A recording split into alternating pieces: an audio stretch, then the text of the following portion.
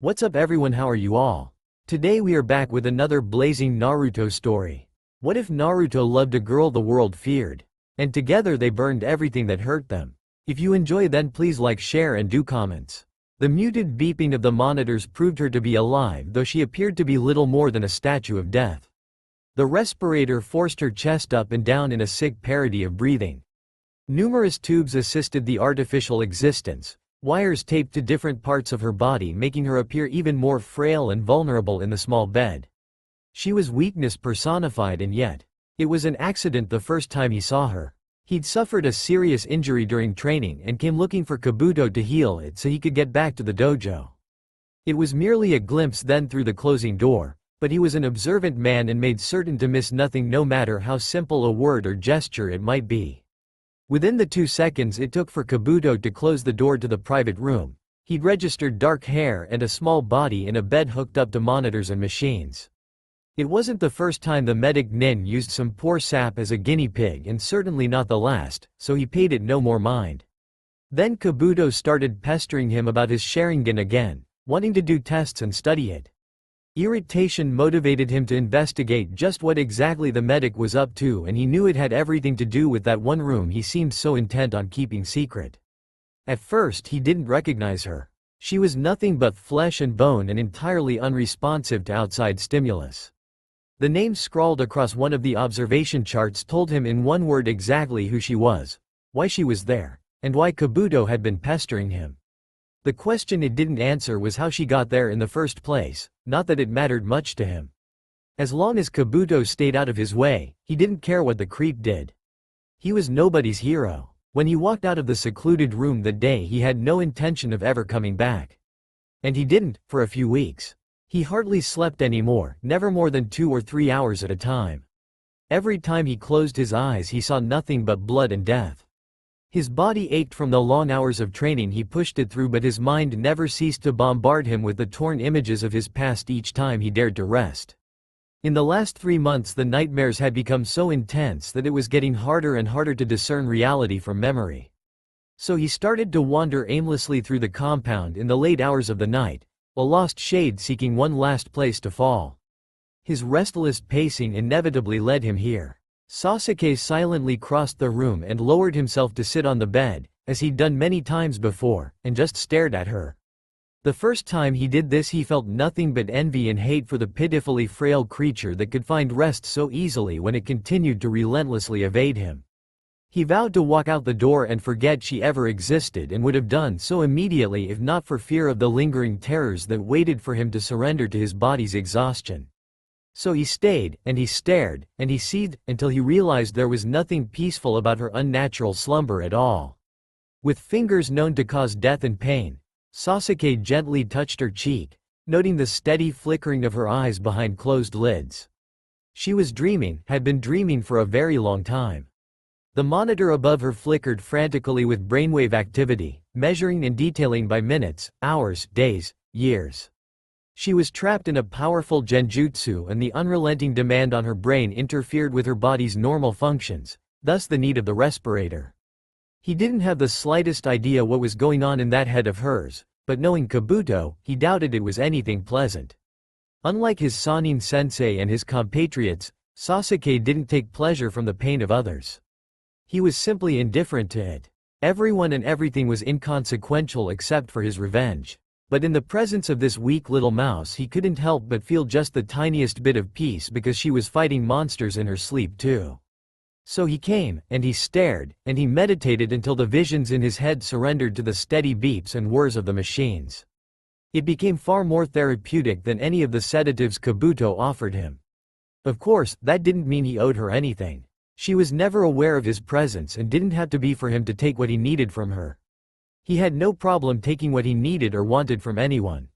He'd been denied and tossed aside for too long. That helpless, ineffectual child was gone, no more to suffer at the whims of others. He was his own master now, and the world would bend to his will. Justice and mercy, so long denied him, were now his toys. Nothing stood between him and his revenge anymore. Orochimaru's blood was still fresh on his sword, and his brothers would soon join it. He'd taken what he needed from the evil Sannin and in return rid the earth of his vile existence, as had been his intention from the start. It was past time to grant justice to the nightmares of his past and mercy to his own tortured soul. The wounds he sustained from his battle with the Sannin were tolerable, but he came to attend them anyway, killing every one of Orochimaru's henchmen that got in his way with ridiculous ease. By the time he reached the medical ward, there was no one left alive in the compound, except her. Sasuke could summon no emotion for this woman, but neither could he walk away. Invisible chains held him fast, demanding something of him he didn't understand.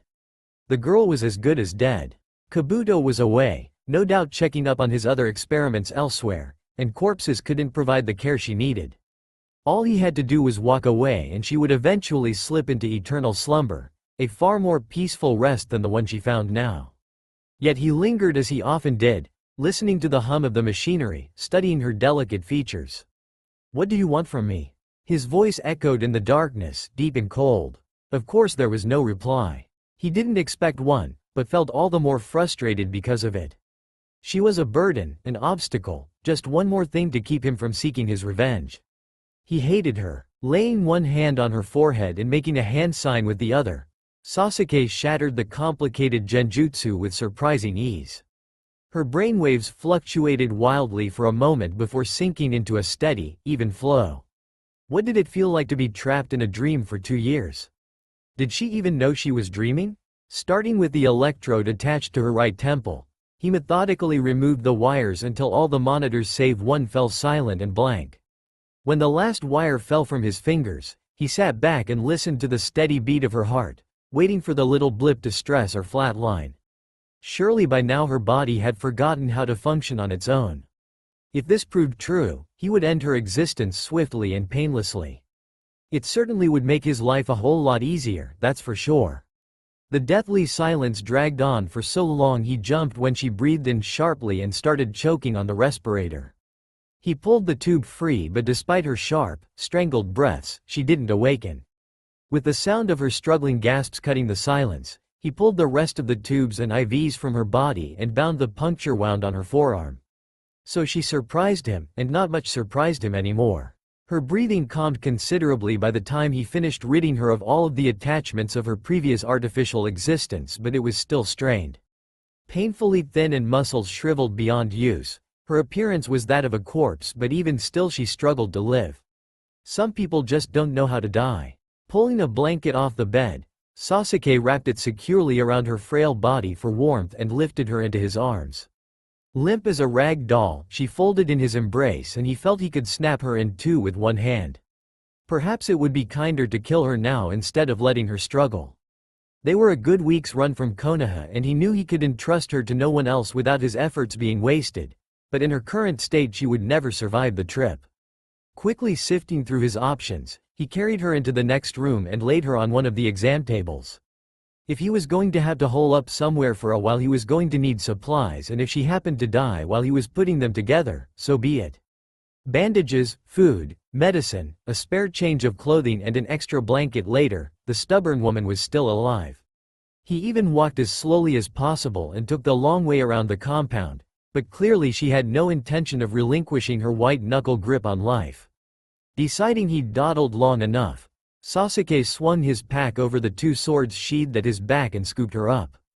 The pleasant scent of herbs mingled with a trace of lavender washed over him and he readjusted his hold to brace her head under his chin.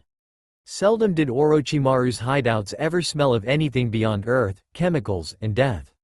How this girl managed to retain what must be her natural essence, and a quite soothing one at that, was a mystery he never considered until now. Even knocking at death's door, yet obviously refusing to enter it, she was a bright spot in the pitch of nightmares. Moving into the hallway, he carefully made his way through the underground twists and turns, stepping over bodies and weapons until he emerged into the cool evening air. The forest fell silent, waiting with bated breath as he laid his bundle of skin and bones at the base of a tree far from the entrance. Stepping back, he studied his surroundings for an unwelcome audience. Finding none, he raised his hands in sign. The ground shuddered as the explosive tags set throughout the tunnels triggered, forever burying its secrets in fire and stone. If only the same could be done with his past. Turning away from the destruction, Sasuke narrowed his eyes at the girl. Even now he should just walk away and let the forest claim her, but he couldn't. He didn't know why, he just couldn't. With an irritated sigh, he knelt to pick her up and froze when she stirred with a soft whimper. Her brow furrowed in pain as she struggled to open her eyes, and he watched in silent expectation. Would she know the difference between reality and dreams? Would she recognize him? Fear him? Pale lavender eyes fluttered open, dull and empty. They flickered across his face before slipping closed once more, and he released his breath in relief. He wasn't exactly ready to deal with a panicked woman just yet. Gathering her up once more, Sasuke scowled down at her innocent face, cursing her very existence and the bizarre compulsion to help her. How did he ever get himself into this mess? He just wanted to kill his brother and avenge his family. Was that really too much to ask? Why did fate, or whatever powers were at work, have to throw her into his path and screw with his inner sense of honor and duty so much that he couldn't walk away from such an obvious obstacle? The cold night air made her shiver in his arms as he leapt through the trees at rapid speed, and he instinctively cradled her closer to his warmth. There was a village a few miles west nestled against the base of a mountain. It was too small to warrant an inn, but an old woman rented him a room once when he was returning injured from a mission for Orochimaru. It was a good place to hide out for a while, good food and warm shelter from the elements. The girl wouldn't survive long otherwise. Having been fed intravenously for nearly 2 years, it was unlikely she would be able to tolerate solid food, and it could be months before she was travel-ready.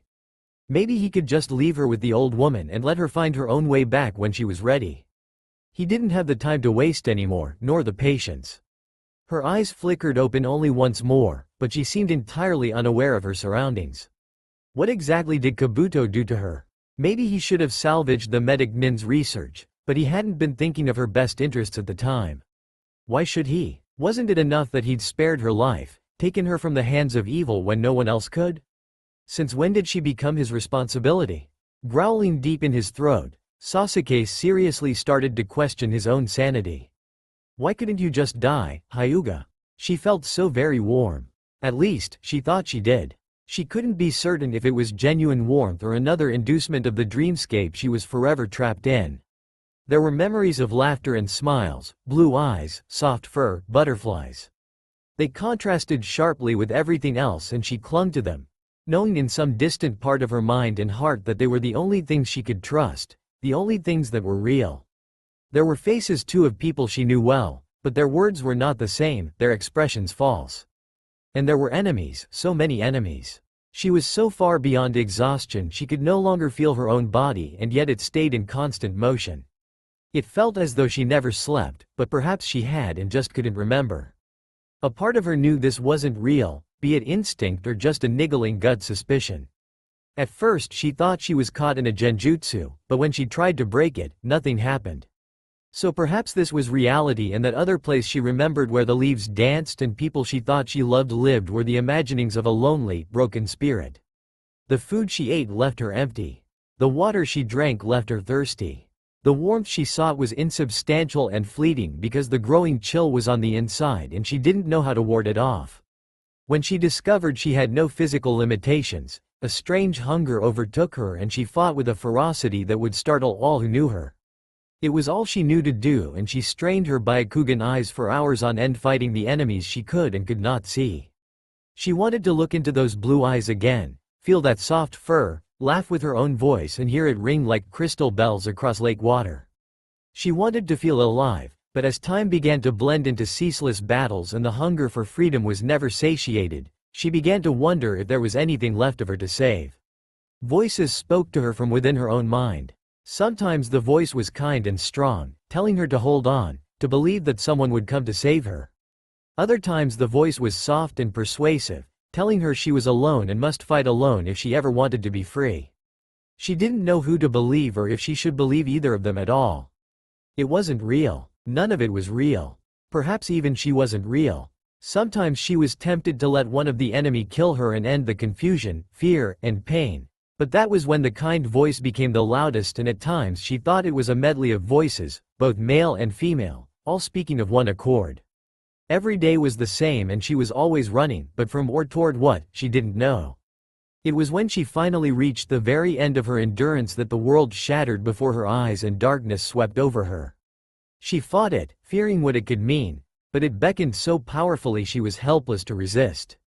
Sinking into it, Hinata thought with great relief, now I can rest. Just when the village came in sight, it started to rain. Seriously pissed, Sasuke pounded on the old woman's door with a force to rattle the rafters.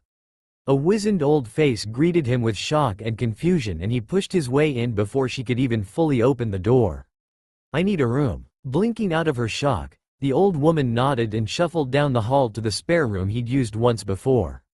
It was small and bare of furniture except for the futon rolled up in the corner and a window large enough to escape through, should the need ever arise, adorning the far wall. Blankets, soup if you have it, he said, gently lowering his bundle to the floor. The woman disappeared and returned shortly to drop off some blankets before disappearing again. Sasuke made a habit of never staying in the same place twice to make it harder to track him, but this was one exception he didn't mind making. The old woman lived alone and was mute. Not only could she not pester him with stupid questions, but neither could she reveal details about him to others, not that she would. She'd taken care of him once before without complaint and without expectation. A quiet understanding had formed between them, and he seldom allowed such things to happen. Unrolling the futon, he set to quickly unwrapping his shivering burden. The thickness of the blanket hadn't protected her from the rain, and he scowled at the thin yukata clinging to her scrawny frame. Nothing but trouble. Without a care for modesty, he peeled the wet material off her body and dried her with another blanket before tucking her into the futon and piling the rest of the dry blankets on top. The old woman returned once more with a bit of bread and some hot broth. Not much, but she obviously wasn't expecting visitors. He made a mental note to give her money for supplies later. With some effort he managed to get a bit of broth between the girl's chattering teeth, but no more than a few sips. She probably couldn't have tolerated much more than that, so he finished it off with the bread himself before discarding his own sopping clothes in an untidy pile and crawling under the blankets beside her. Sasuke nearly yelped when his skin came in contact with ice. No wonder she was shivering so badly. She was as cold as the dead. I've put too much work into you for you to die now, he growled at the unconscious woman, wrapping himself around her freezing body. The hot broth had taken the chill out of his own bones, but he wasn't sure it was going to be enough now that he was cuddling an ice cube. Glaring at the wall, he listened to her sporadic whimpers and tried to reorganize and firm his plans in mind. He wasn't a patient man. He'd waited too long for retribution, and now he was finally strong enough to take it. There was nothing more Orochimaru could teach him, and if the man thought he was just going to let him take his body, then he was utterly insane. Well, that much had been obvious from the start. Now the Sannin was dead and Kabuto was somewhere. The medic had been lucky enough to be away when he severed his ties with Orochimaru with gruesome finality, but he had no real quarrel with him anyway. His whereabouts were inconsequential at this point. How long had it been now since he left Konoha? 4 years? 5 years? Time just blended together in the face of his training. They had given up on finding him, he was sure. It wasn't like there was a ninja in all of Konoha that could take him down anyway, although, there was no telling how strong Naruto had become since their last encounter. His old teammate always did have a way of surpassing expectation. The woman in his arms whimpered again, and he reflexively held her closer. In just a matter of days he could have tracked his brother down and finally achieved his lifelong goal. But now he had this little nuisance to deal with. No, patience was definitely not his best quality. He'd never killed a woman before.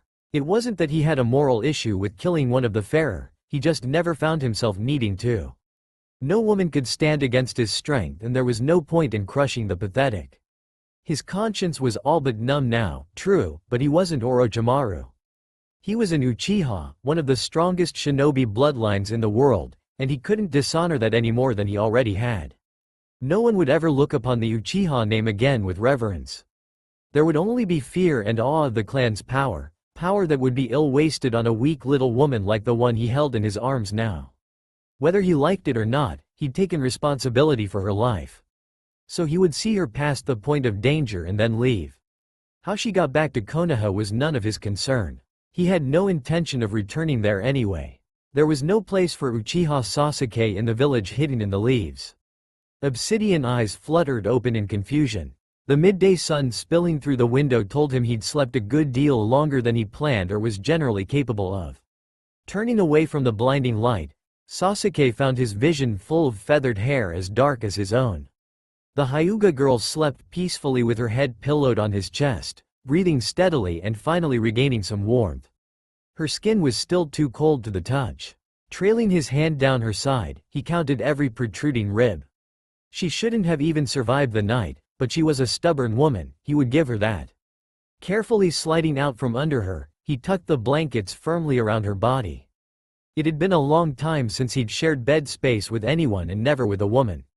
He was too busy with training to bother with carnal desires and had been serving solo missions ever since he left Konoha. But even back then, he'd never slept so deeply for so long.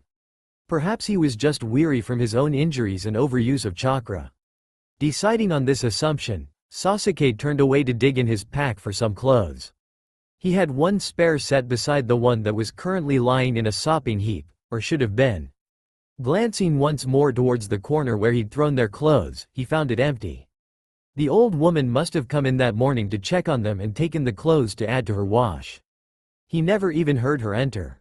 The yukata was worthless, too thin to really give the girl the warmth and covering she needed. Once the woman finished the wash, he would dress her in his own clothes. They would be huge on her, but it would help her stay warm. The last thing he wanted was to have a hysterical woman on his hands if she woke up to find herself naked, let alone sharing a bed with him.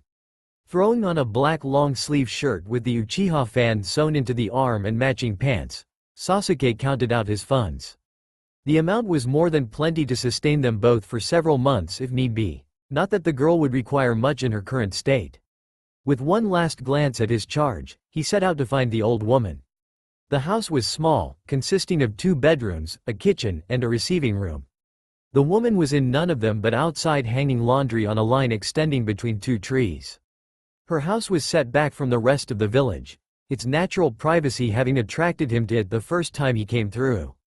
She looked up when he stepped out onto the porch and dropped the sheet she was holding into her basket to trot over to him, a small knowing smile on her cracked lips.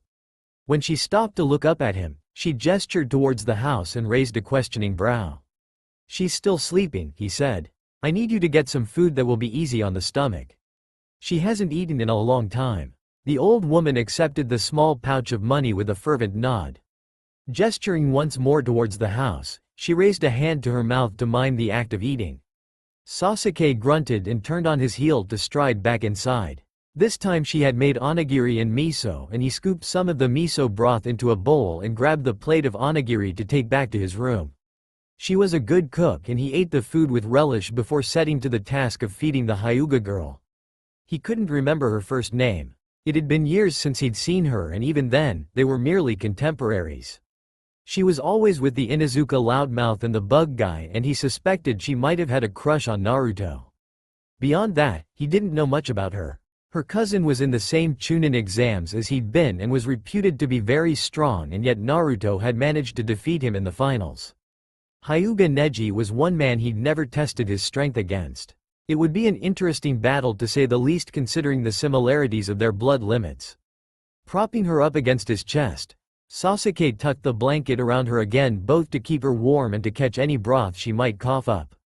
Whoever thought he'd find himself playing nursemaid to such a pathetic creature?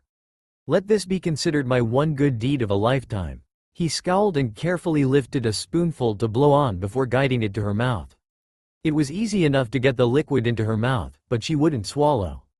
Dropping the spoon into the bowl, he gently massaged her throat until she slowly, painfully, swallowed the broth. It was the beginning of a long, tedious process he would repeat 3 times a day for the next 2 weeks, and all too frequently they both ended up wearing more than what she consumed. But he was too stubborn to give up, and he'd already invested too much time and energy into her to just let her die now. So he considered it an exercise in patience, or at least tried to. The old woman often helped, changing the sheets frequently and bathing the girl when her body was unable to control its functions, but he was adamant about feeding her himself. He wanted to be certain she was getting enough to pull past this stage of lingering. In the second week, she started to swallow without encouragement, and sometimes she moved in her slumber, a finger twitch here, a shudder there.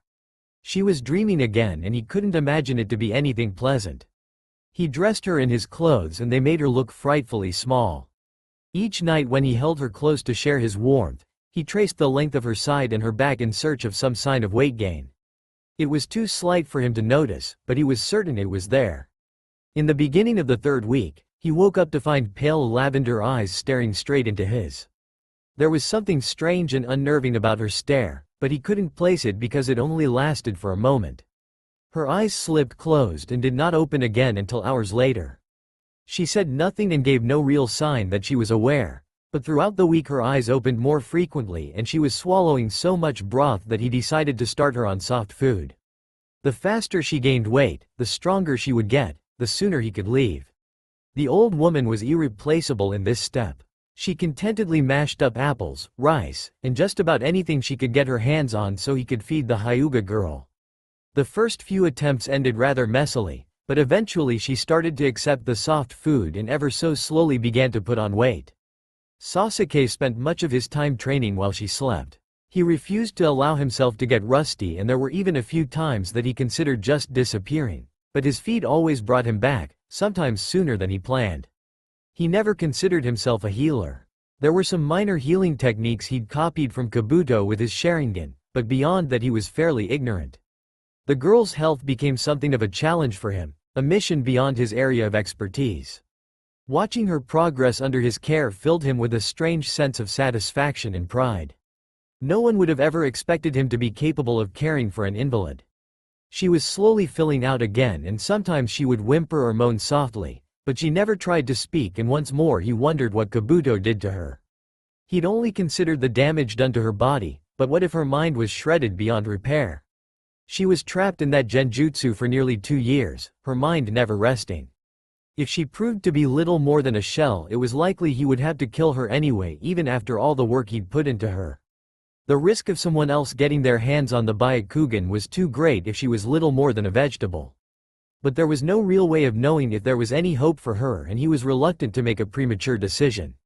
He was feeling restless, yes, but the girl was showing improvement, at least physically. She had plenty of opportunity to die and yet refused to.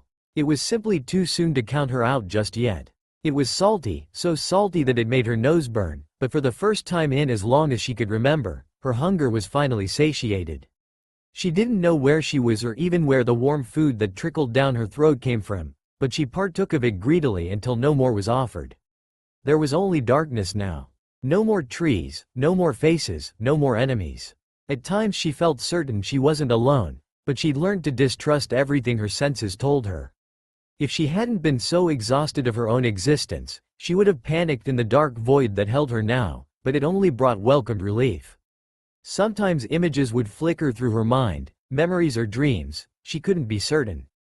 Perhaps she was still asleep, still trapped in that twisted world of unreality, only now it had taken a bizarre turn. Things were different. Warmth often surrounded her from all sides, her thirst and her hunger abated without her ever consciously touching food or drink, but she could feel it and taste it as it slid down her raw throat. Sometimes invisible fingers trailed across her skin, rough and calloused but gentle in their touch, and she would move, but not on her own accord. It was like she was floating at times, wrapped in strength and warmth that was as foreign to her as the light of day had become. She could feel things, like a soft vibration within her own chest. As time passed, she realized it was her own heartbeat, her own breath. In the world she'd existed in before the darkness she couldn't sense such things. There was a dull aching that spread throughout her body, weakness that she never experienced within the realm of her dreams. It only ever seemed to fade when her mind would shut down and she decided this must be the difference between awareness and slumber. Time couldn't be measured in the void any more than it could in the dreamscape, but there always seemed to be new things to notice or experience. She was forever reaching for something, but she couldn't be certain what. Now there was a heartbeat outside of her own, strong and steady against her ear. For the first time since the chaos took over her mind, she was not alone. The senses she once believed she could never trust were sending her all sorts of strange signals, and only because they were different and more intense than anything she had known before, she decided to test them. Using the heartbeat beneath her ear as her focus, she traced an image of her own body within her mind and felt her fingers flex in response. There was something soft beneath them, like fabric, and it was very warm. She tried to move her fingers in exploration, but her body was weak and unable to comply beyond a spastic twitch. Having to abandon this sense for the moment, she tried to focus on another. She was never good at placing scents. That had always been Kiba's area of expertise. Frowning, Hinata ran the familiar name over in her mind until an image slowly came into focus.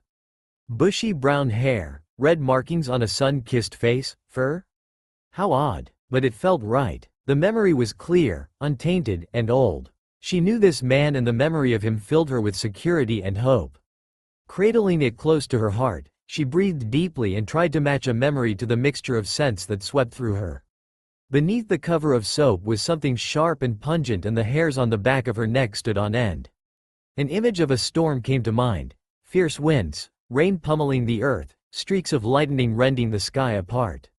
Yes, lightning, the sharp, pungent scent it left behind when it scorched the earth. Intense, unbridled power, that was what she smelled. She had no time to summon fear of this unknown power that lay so close to her before the gentle, calloused touch she'd grown used to trailed up her back. No one had ever touched her in such a way, but it was soothing just the same. Hinata relaxed into the warmth, listening to the strong heartbeat that was not her own, and slipped back into the relief of oblivion. Soon, he would be leaving soon. The Hyuga's recovery was steady enough that he could leave her in the old woman's care and return to the goal at hand. Her appetite was growing, new flesh and fat forming on her bones, and she was awake more and more often.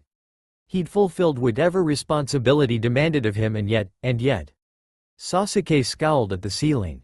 He was sleeping better these days and couldn't recall a time when he had ever felt so rested. It was just another weakness to become dependent on the warmth of another, the soft steady breaths whispering through her pale lips and the slight murmuring of dreams. And yet he'd never felt so strong, nor had his thoughts so clear.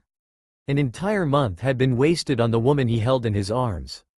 He tried to push her away at night now, stuffing a barrier of blankets in between them before falling asleep, but every morning he woke as he did now, with her head on his chest and his arms wrapped securely around her. Did she reach for him, or did he reach for her? Maybe he just needed to get away for a while and clear his head, regain focus. He would leave plenty of money with the old woman, just in case he didn't come back, which was the most likely end.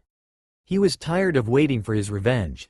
Small fingers flexed against his shirt, but Sasuke didn't pay any mind as he laid out his plans. He'd long since grown used to her fidgeting in her sleep, but when the curious digits trailed up to his neck, he stilled instantly. They lingered there briefly before inching up to hesitantly trace his jaw. Looking down the length of his nose, he could see her eyes were open and her brows furrowed as she stared blankly across his chest.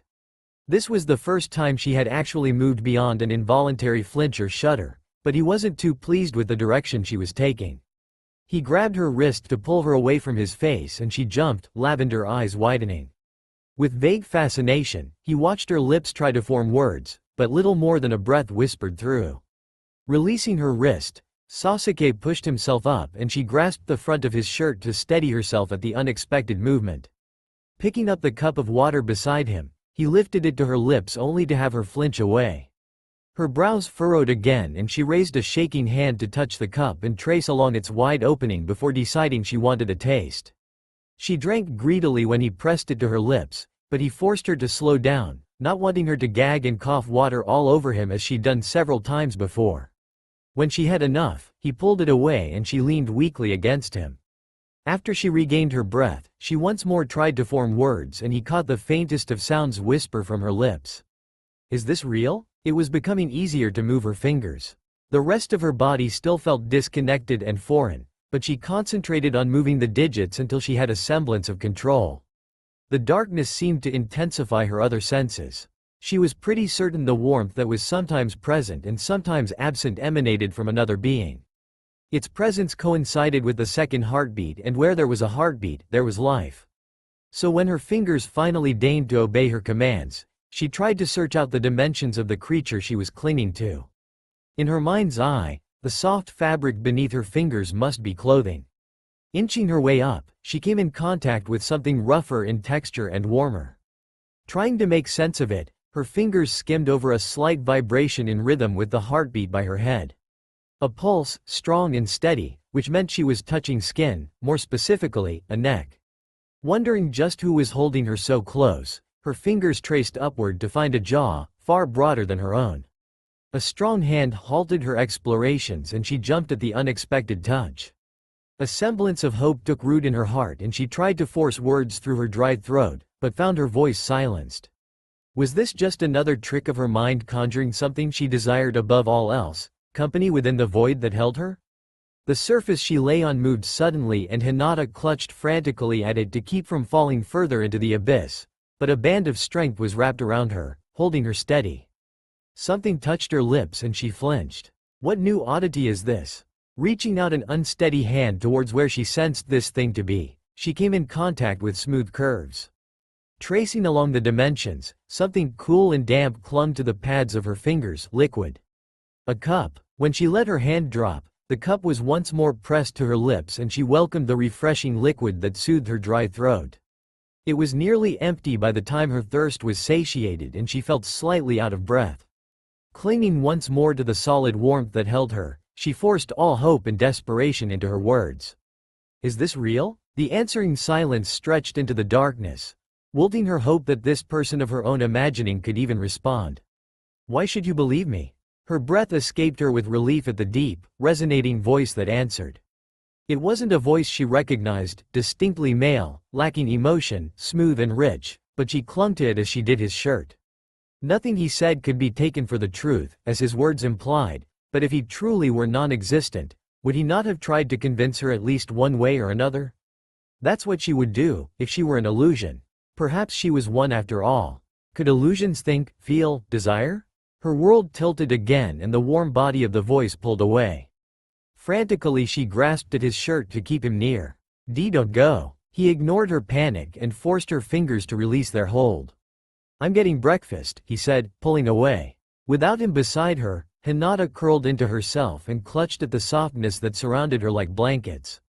Her sole companion in the void had abandoned her and she was alone again, lost and scared. She replayed his words, his voice, his touch, again and again to imagine his presence to be with her still when it slowly sunk in exactly what he had said. Breakfast? How strange. Nothing like this has ever happened before. Tentatively she reached out, trying to make sense of her surroundings. Something covered her, keeping her warm, and softness dwelled beneath her body and head. It was a bed of sorts, she was certain, and when she reached just a bit further, she found the edge and felt the hardness of a wood floor. The void had dimensions, so perhaps it was not a void after all. What are you doing? The voice startled her and she nearly missed the edge of annoyance threading it. Why you came back, she whispered in surprise. There was an answering grunt and the near-silent sound of footsteps approaching her. She tried to picture him, walking across a wood floor, carrying a tray of food. She could smell the broth of miso and it made her mouth water, but no matter the strength of her hunger, the absent strength of her body was far, far worse. Never had she felt so weak before, so helpless. Not even within the twisted world of vision and pain that existed before the darkness had she ever felt so frail. Large, strong hands grasped her shoulders and lifted her up, then pulled her back to lean against solid warmth. It took her a moment to reevaluate her position with her newly heightened senses and decide she was leaning against his chest since she could feel the vibration of his heartbeat against her back. Something nudged against her lips and she obediently opened her mouth. Nothing had ever tasted so good as that small bit of rice and she chewed it slowly, savoring the texture and taste before accepting another mouthful. The man didn't say anything as he continued to feed her, intermittently giving her a swallow of miso broth in between scoops of rice. Finally overcoming her surprise and fear, Hinata settled upon the confusion that had become her existence.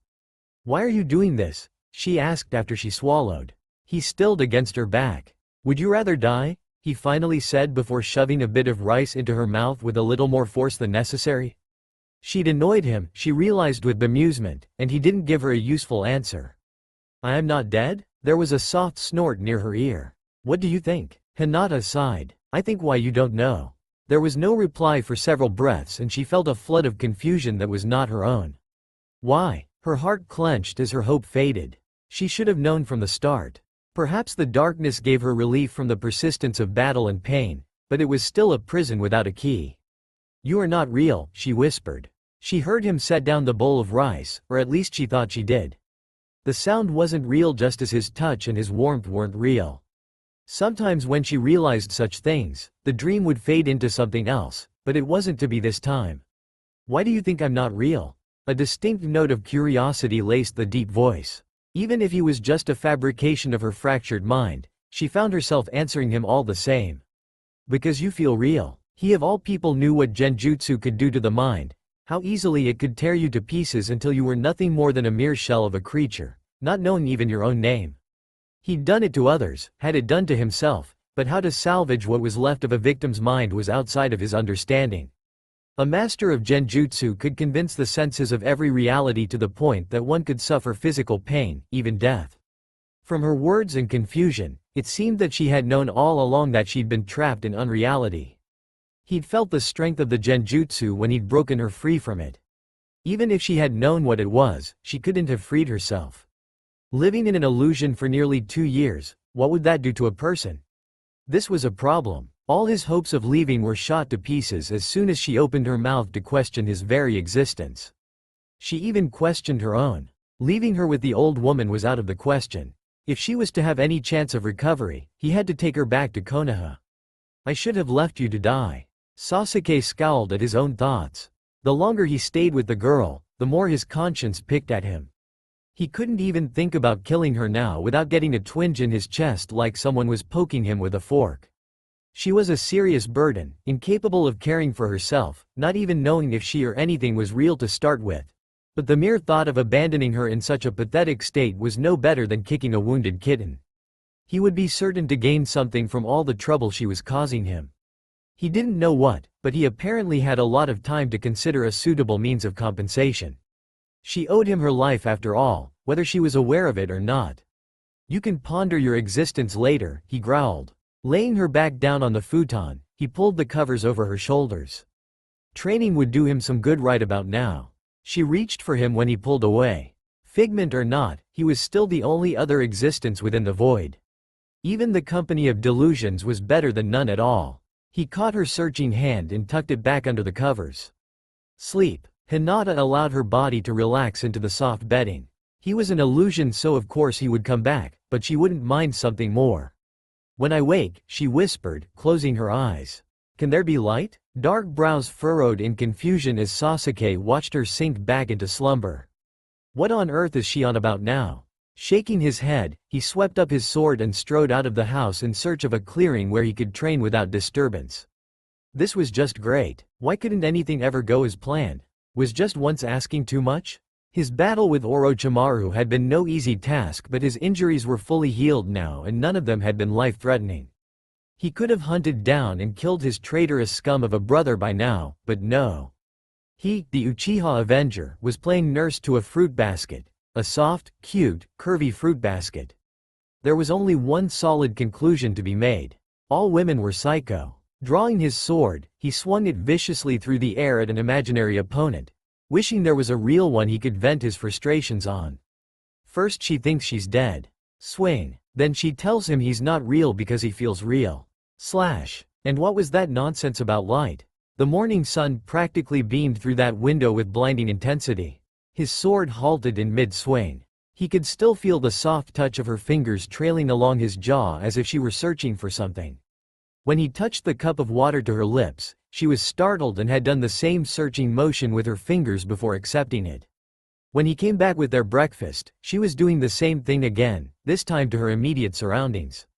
Not once did her pale lavender eyes look into his, because they couldn't. She was blind. Hinata knew he was there. She could feel his eyes on her watching, thinking. His emotions, subtle they might be, were almost tangible. He was puzzling over something, which seemed an odd thing for a figment of her imagination to do. It crossed her mind that her Byakugan might be able to penetrate the inky blackness, but her eyes were so very tired, pained even. Judging from the physical weakness that permeated her limbs, it was likely her chakra was nearly extinguished as well. Trying to activate her Byakugan in this state would only increase the pain 100-fold. She must have slept because she'd been mulling over their brief conversation in his absence and then there was nothing. She couldn't remember ever sleeping before the dark void claimed her, which made her wonder all the more if this was the reality. It felt too real. You didn't bring the light, she whispered against the pillow she cuddled. He'd been watching her sleep for almost an hour, sometimes murmuring, sometimes peaceful. There were two options left to him now in light of his discoveries. He could return her to Konoha or kill her. He narrowed his options down to these two based on one fact. She was a Hyuga, and since she didn't bear the branch family cursed ceiling, she was from the main house. He remembered the head of the Hyuga clan, a stern-faced man with creepy silver eyes. He had two daughters, the eldest being of the same age as him. The longer he thought about it, the more he remembered. She'd been in the same class at the academy as well, sitting silently in the back corner, and if memory served, had even taken the Chunin exam the same time as he and Naruto. He couldn't remember the result as he'd been preoccupied with his own problems then, nor could he remember her name still. But he knew who she was. This broken woman was the heiress of the noblest shinobi clan in Konoha. How did she ever end up in Kabuto's lab? Killing her would be the easiest solution, but he couldn't bring himself so far as to touch her with even the faintest of sinister intention. Too many nights he'd held her in his arms and she'd clung to him as if he were the only thing standing between her and oblivion. In truth, he was. It had been a long time since anyone looked to him for hope or protection. He'd become an angel of death, not deliverance. She wouldn't cling to him so fervently if she knew who he was and he wasn't about to tell her. It would only serve to complicate things. So he decided the only other option left to him, since he seemed incapable of killing her, was to return her to Konoha. It would protect the secrets of the Byakugan, which held some concern for him because of its relation to his own Sharingan, and his once-dead conscience would stop needling him since Konoha had the best medical care available to deal with her damaged body and mind. But she was far from travel-ready. He would give her another 2 weeks to put on weight before setting out. Waiting for her atrophied muscles to recover enough for her to move under her own strength would take too long, so he would have to carry her the entire way. It was a small price to pay to finally extract him from this situation. 2 more weeks would also give him enough time to consider a suitable means of compensation for his services and invaluable time. When her eyes fluttered open to stare blankly in his general direction, he braced himself for another bizarre conversation and he wasn't entirely disappointed. "You didn't bring the light." It had a prior engagement, he groused, and her brows furrowed in confusion before a faint smile curled her lips. Ah, she was amused. How quaint. Sasuke scowled, wondering if she could at least sense his annoyance if she couldn't see it. Do you have a name?" she asked. "Do your delusions usually have a name?" Her thin, graceful brows dipped again. "Delusions don't call themselves delusions." His lips twitched. At least she was a logical fruit basket. "Call me Haru." Haru. It was just a whisper upon her lips, so full of hope, longing and desperation. A shiver tiptoed down his spine. Would she have said his own name that way if he had given it? "And you?" Her small hand curled in the blanket. "Hinata." How ironic. A sunny place. She looked like a child of the sun, sweet and innocent, everything kind and bright. Now, because of Kabuto's experiments, she would live in darkness. Great. He was getting sentimental. "What do you remember, Hinata?" She was startled by his question and made no move to answer for several minutes. "Battles," she whispered finally. So many battles. He'd expected as much. Kabuto would have tested the Byakugan to its very limits and she would have used it within the Genjutsu to defend herself. But to put such strain on her eyes, never resting in all of 2 years, no wonder she was blind. "Who did you fight?" Maybe if he understood the nature of the illusion he could convince her of the reality. "Everyone." She closed her eyes out of reflex. "Everywhere." Before that, her eyes snapped open in surprise and shifted as if trying to locate him. "Before?" "Before the battles." Her brows furrowed pensively. "There are faces." Sasuke leaned his head back against the wall and closed his eyes. This could take forever, but it wasn't like he had anything else to do. "Describe them." Hinata sighed. Why was her figment so curious? Although, talking to him might help make some sense out of this nonsense. Considering the face that most often came to her in her dreams, a wistful smile curved her lips. Blonde hair, blue eyes. She loved blue eyes, so full of mischief and determination. Whenever she thought of giving up, she would remember blue eyes. An icy chill swept over her from the direction of Haru's voice and a deep, angry growl reverberated in the darkness. "Naruto." She blinked at the name and the vehemence with which Haru spoke it. "Naruto-kun," she whispered, tears forming in her eyes for reasons unknown. "I remember Naruto-kun." Of course she would. Sasuke glowered at the girl weeping silently into the pillow, mourning the loss of things she didn't understand. "Stop crying," he snapped, and she cringed at his harsh tone, but the tears didn't abate. Snorting in disgust, Sasuke left her to her frivolous display of emotion. Why did her tears anger him so? She cried for Naruto, who obviously thought she was dead.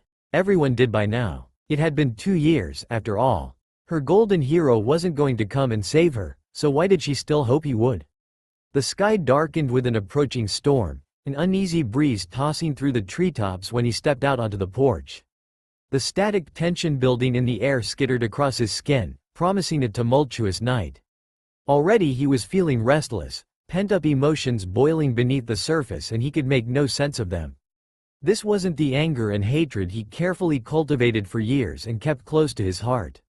Those were simple, familiar emotions. These were not. Emotions were dangerous. They distracted you from your goals. That's why he left Konoha, left the only semblance of a family he had, left the only person he'd ever considered his friend. It was easy to forget while in the midst of training with Orochimaru. There was no place in his heart for anything beyond hate and rage, and every night as his dreams came to him saturated with the blood of his clan, those feelings grew, swallowing the abyss in his heart that he'd created. He was an avenger. His life belonged to the dead, and he would never be free of them until he was truly the last Uchiha breathing. It had been a lifelong ambition, and now the end was just down the path. Soon he would have peace, and the past, the dead, would finally be put to rest. Sasuke sunk down onto the porch and leaned against a post, reveling in the charged atmosphere of the oncoming storm. The wind played teasingly with his long bangs, and he did nothing to stop it. Soon, I will have my revenge, and then. Dark brows drew together. He'd never really given much thought to what would happen after he killed his brother. Supposing he survived, where would he go? What would he do? He'd spent his whole life living for one moment, and once it came and went. Only darkness lingered beyond the goal, a void that left him uneasy. The unknown was never pleasant to face. Tilting his head back, he stared blankly at the dark sky. Why does Hinata not fear the darkness? Maybe she did and just didn't show it. The shy, timid girl he remembered from his academy days had been weak and pathetic, much as she was now, but he'd learned over the years there was no measuring of the spirit. She was too stubborn to die, he knew that much. Maybe that was why he loathed her tears. A part of him didn't want to see her crushed to pieces. If someone as weak as her could survive the shattering of her mind and body with the strength of her spirit alone, then perhaps there really was hope in this wretched existence, even for one as forsaken as him. "You're cold," she whispered. "Why are you so cold?" He always waited until she was asleep before crawling into bed beside her, not wanting even a half-crazy blind woman to know he craved warmth. Either she had only been resting, or the icy brush of his skin had shocked her awake. Instead of pulling away, she wrapped her scrawny arms around him and snuggled closer to share her warmth. He was on the verge of pushing her away when she spoke again into his chest. "Is it raining?" Sasuke closed his eyes and suppressed a shiver as her warm breath fanned across his skin. His shirt had been soaked through when the clouds broke apart, and he'd abandoned it in the corner of the room before getting into bed. Hinata smiled. "I can hear it. Did you get wet?" She jumped when thunder cracked sharply and his arms swept around her on their own merit. "You should be more careful, Haru-kun," she murmured. "You could get sick." Obsidian eyes opened to stare at the ceiling. Was she worried about him? She doesn't even know what she's talking about. She thinks I'm a delusion. I won't be able to take care of you if you do. Sasuke's eyes widened at the whispered words and the sincere regret lacing her voice. She definitely wouldn't say that if she knew who I really am. "I can take care of myself," he said, irritation sharpening his tone.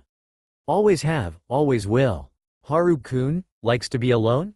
Do I? He never really thought about it before. He'd always been alone, suffered alone, trained alone, fought alone. It was a fact of his life, not something he ever formed an opinion about. When he continued to remain silent, Hinata's hand slipped up to curve around his neck, her thumb brushing against his pulse to reassure herself that he was still there. She was beginning to doubt herself, doubt what she believed to be only an illusion. The darkness continued to linger, but everything felt so real, especially Haru-kun. After he abandoned her to her tears, she struggled to piece together the faces of her memory. Some were more real, more vibrant than others. Naruto stood out in her mind most of all, a bright golden star of strength and courage. There were so many emotions tangled within the memory: joy, hope, love, pain, despair. It hurt to think about him, so she moved on to other memories, other faces. She realized some memories felt more real than others, more intense. The Byakugan's insight was nearly impossible to deceive, so she knew when the battles began that they were only within her own mind. She didn't know how she had become trapped in the genjutsu or why she couldn't break through it, but she knew, after a time, that it wasn't real. Now her sight failed her. She was forced to rely on her other senses, and they were far easier to deceive. Everything felt real, but that was the purpose of genjutsu, to thoroughly deceive the senses. But there were no battles now, only Haru-kun. The things he said made no sense at all. He challenged her belief that everything was unreal without saying much at all. His voice never altered from its deep, emotionless tone, but she could sense when he was irritated, confused, and angry, like when she cried. Her tears never bothered anyone she encountered in the genjutsu before. Was there even the smallest possibility that this was the reality? Was she truly free? She desperately wanted to believe that the man who held her so gently and radiated such intense power and warmth was real. His pulse beat out a steady rhythm beneath her thumb. It was very calming. From the time she first became aware of his heartbeat, even before she knew it actually belonged to anyone, she'd felt safe, protected. Never in all the time she'd been trapped in the genjutsu had she ever felt safe, always being on the alert for another attack or a means to free herself until she could no longer find the strength to continue anymore. If this was real, if she could only believe. Haru-kun, she whispered, not knowing if he was listening or not. Arigato. Sasuke's eyes slipped closed in resignation. Don't thank me, you idiot. He remained silent, hoping she would think he was asleep, and eventually her breathing evened out into slumber. Only then did he pull her closer and bury his face in her dark hair. Stupid little idiot. Hinata clung tightly to Haru-kun's broad shoulders as he lifted her out of the soft futon. Surely he could break her into tiny pieces with the strength he possessed in tightly corded muscles, but he was exceptionally gentle and she feared nothing but that he should ever let her go. "Where are we going?" she asked. "Outside." It was one of those senseless whims he seldom indulged, but he'd given it much thought since her whispered words kept him awake most of the night. He didn't understand her gratitude. After all, he was just a delusion in her genjutsu-abused mind, wasn't he? But then, he'd underestimated her before. Her body refused to die. Why should her mind be any different? Maybe there was something to salvage after all, and since he had nothing better to do in the time he had allocated before returning her to Konoha, he might as well satisfy his curiosity. The storm passed over before morning, leaving everything clean and fresh. A change would be good for her, and since he felt the ridiculous need to remain close by, it would be good for him as well. He was tired of staying inside, and she being trapped in her dark world must be equally ill of the lack of stimulation. Her arms, though thin and bony, locked tightly around his neck, her head resting against his shoulder as he carried her out of the house. The old mute woman looked up from her laundry with a smile that he chose to ignore as he set Hinata down on a blanket he'd laid out in a patch of warm sunlight. Curious confusion infused her fine features when she took in her new surroundings. Small hands glided over the blanket and snapped back in surprise when she encountered something beyond it. Thin brows furrowed and she explored the new texture, brushing her fingers along its length and breadth before plucking a bit of it from the ground. Cupping it in her hands, she brought it to her face and breathed deeply. Sasuke felt his heart jump when her eyes suddenly snapped open in delight. "Grass," she exclaimed, looking up. Her blind eyes stared straight at him as if they could truly see. "Oh, Haru-kun. It smells so real." Sasuke swallowed against the lump in his throat. How could she still be so guileless after all that had been done to her? Even blind, she looked upon the world with the naive excitement of an untainted child. So excited with her discovery, she didn't seem to notice his lack of response, her hand slipping back into the grass within reach. Though weak, she was able to sit up on her own for once, but he knew it wouldn't be for long. Her spindly arms were already shaking from the strain, but she ignored it in her eagerness to experience to the full the glory of this new addition to her dark prison. Gently catching her shoulders before she could fall on her face, he pulled her back to rest against his chest. Hinata turned her face up towards the warmth of the sun and smiled. She hadn't felt anything so intense for a long time. Her skin tingled with the touch of the breeze. The fresh fragrance of the grass still tickled her nose and the soft rustle of leaves sang a familiar song. Her senses were almost overwhelmed and her heart sped with a joy foreign to her. Even if it was all the intricate flavors of a masterful genjutsu, she reveled in it with delight. Her only wish was to see the face of the man who had given her this small piece of heaven. Sasuke absently rubbed his hands up and down her arms as she reclined against him. It hadn't taken him long to notice the odd calming effect she had on him. The boiling rage in his blood quelled to a simmer when she was near. Hinata was perpetually serene even with the chaos she currently suffered. Did she even know how to be angry? She sighed and he looked down to see her eyes closed, a small smile on her pink lips. She looked happy. Hinata, she murmured with contentment. He loathed to disturb her peace and that irritated him more than anything. This girl was starting to affect his tightly bonded emotions. It was one thing to not want to kill her, but to actually care about how she felt. He didn't care about anything beyond killing his brother, and maybe what came after. To prove that to the strange tangle of feelings vying for his attention, he forged ahead with his intent. Do you remember when you were captured? Hinata stiffened. Captured? She echoed. Such things had never been addressed within the genjutsu. Was this another trick, another deception? What if this was real? What if Haru was real? What if he was the enemy?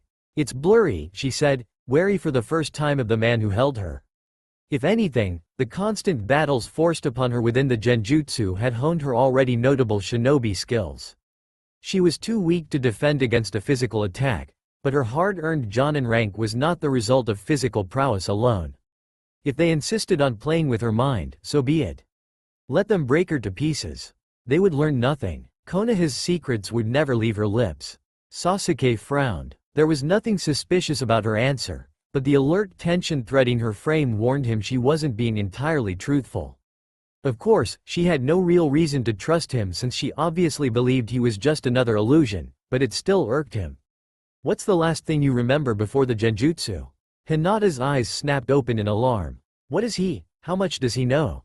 If he's one of them. With what little strength she had, she surged out of his arms only to collapse when she tried to catch herself. Unlike within the genjutsu, her strength abandoned her in this dark world. She was helpless to run, helpless to fight, and panic swept over her. Her violent reaction startled him, and if her muscles hadn't been so atrophied, he would have had a hard chase on his hands. As it was, she barely made it to the edge of the blanket. Her fear was palpable when he grabbed her shoulders and lifted her up. Let me go, she demanded, and he winced as sharp nails raked across his hand. Pushing her down onto her back, he grabbed her wrists and pinned them beside her head. Her unseeing eyes glared up at him as she struggled feebly against his hold, and he resisted the urge to give her a good slam against the ground, knowing it would do her more harm than good. Stop it, he growled. I'm not telling you anything, she hissed, no longer the shy little lamb he'd taken her for. What harm is there, if I'm only an illusion, he challenged. She stilled her futile struggle. I'm not a fool, she said. If the genjutsu remains, anything I say will be known to them. What if I told you this is real? Why should I believe you? His own words tossed back at him made him smirk. Was this the real Hinata? He hadn't considered how much she might have progressed since he left. Even defenseless, she was fierce, a true shinobi. Suddenly it seemed very important to prove his existence to her. Releasing one thin wrist, he feathered the tips of his fingers down her flushed cheek. This is real, he murmured. Curving his finger under her chin, he tilted her face up and gently brushed his lips against hers. This is real, she breathed in sharply, eyes wide with shock. Nothing like this had ever happened before, and she didn't know what to believe. Was this just another trick because all others had failed? He didn't give her much time to wonder before his lips pressed against hers again, feather soft and coaxing. Despite being a kunoichi and having been trained to use her feminine charms to her advantage, she was ill-prepared for this kind of attack. It felt terrifyingly real. If he decided to go further, she didn't have the strength to stop him. He wanted to tempt her senses but found himself tempted instead. Her lips were so soft and pliant. Hinata wasn't the kind of woman to give her kisses, nor her body, freely. It was likely she was still untouched, and the mere thought of her innocence stirred feelings better left alone. It could be his if he wanted it. She couldn't stop him, no one could. No one would even care, except her.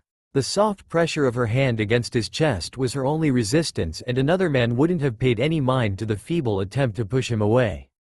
People called him heartless, ruthless, but he never considered himself brutal. When he killed, he preferred to do it as quickly and efficiently as possible. That wasn't to say a battle couldn't become vicious and messy and nothing compared to the adrenaline surge of being pushed to his very limits, but it was never unnecessary. Hurting Hinata was unnecessary and would only serve to sever every little bit of trust he'd managed to secure. He was already walking a dangerously thin line in that respect. Slowly, reluctantly, he pulled back to see her eyes pinched shut, a disturbed crease in her brow, and a glistening tear slipping down her cheek. Sasuke stared at the small jewel in wonder before brushing it away with a slow stroke of his thumb.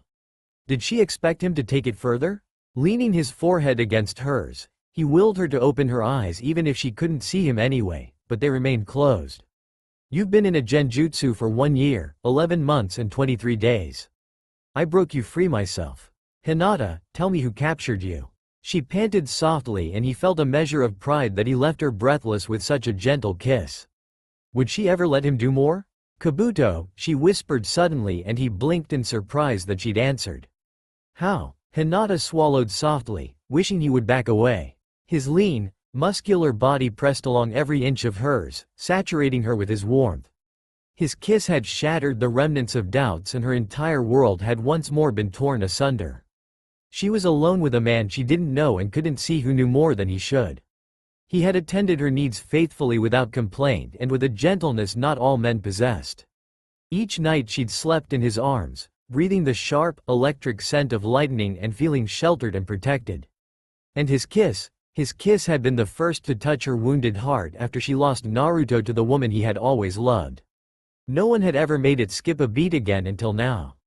A shinobi should never be quick to trust anyone, but how much of a shinobi was she now? Her body was useless, her chakra non-responsive, her eyes pale lavender snapped open and shifted back and forth, unfocused.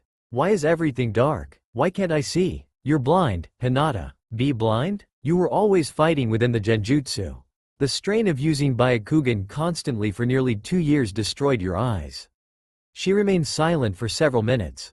You're a shinobi, she whispered. She didn't know why she'd never considered it before. You know who I am.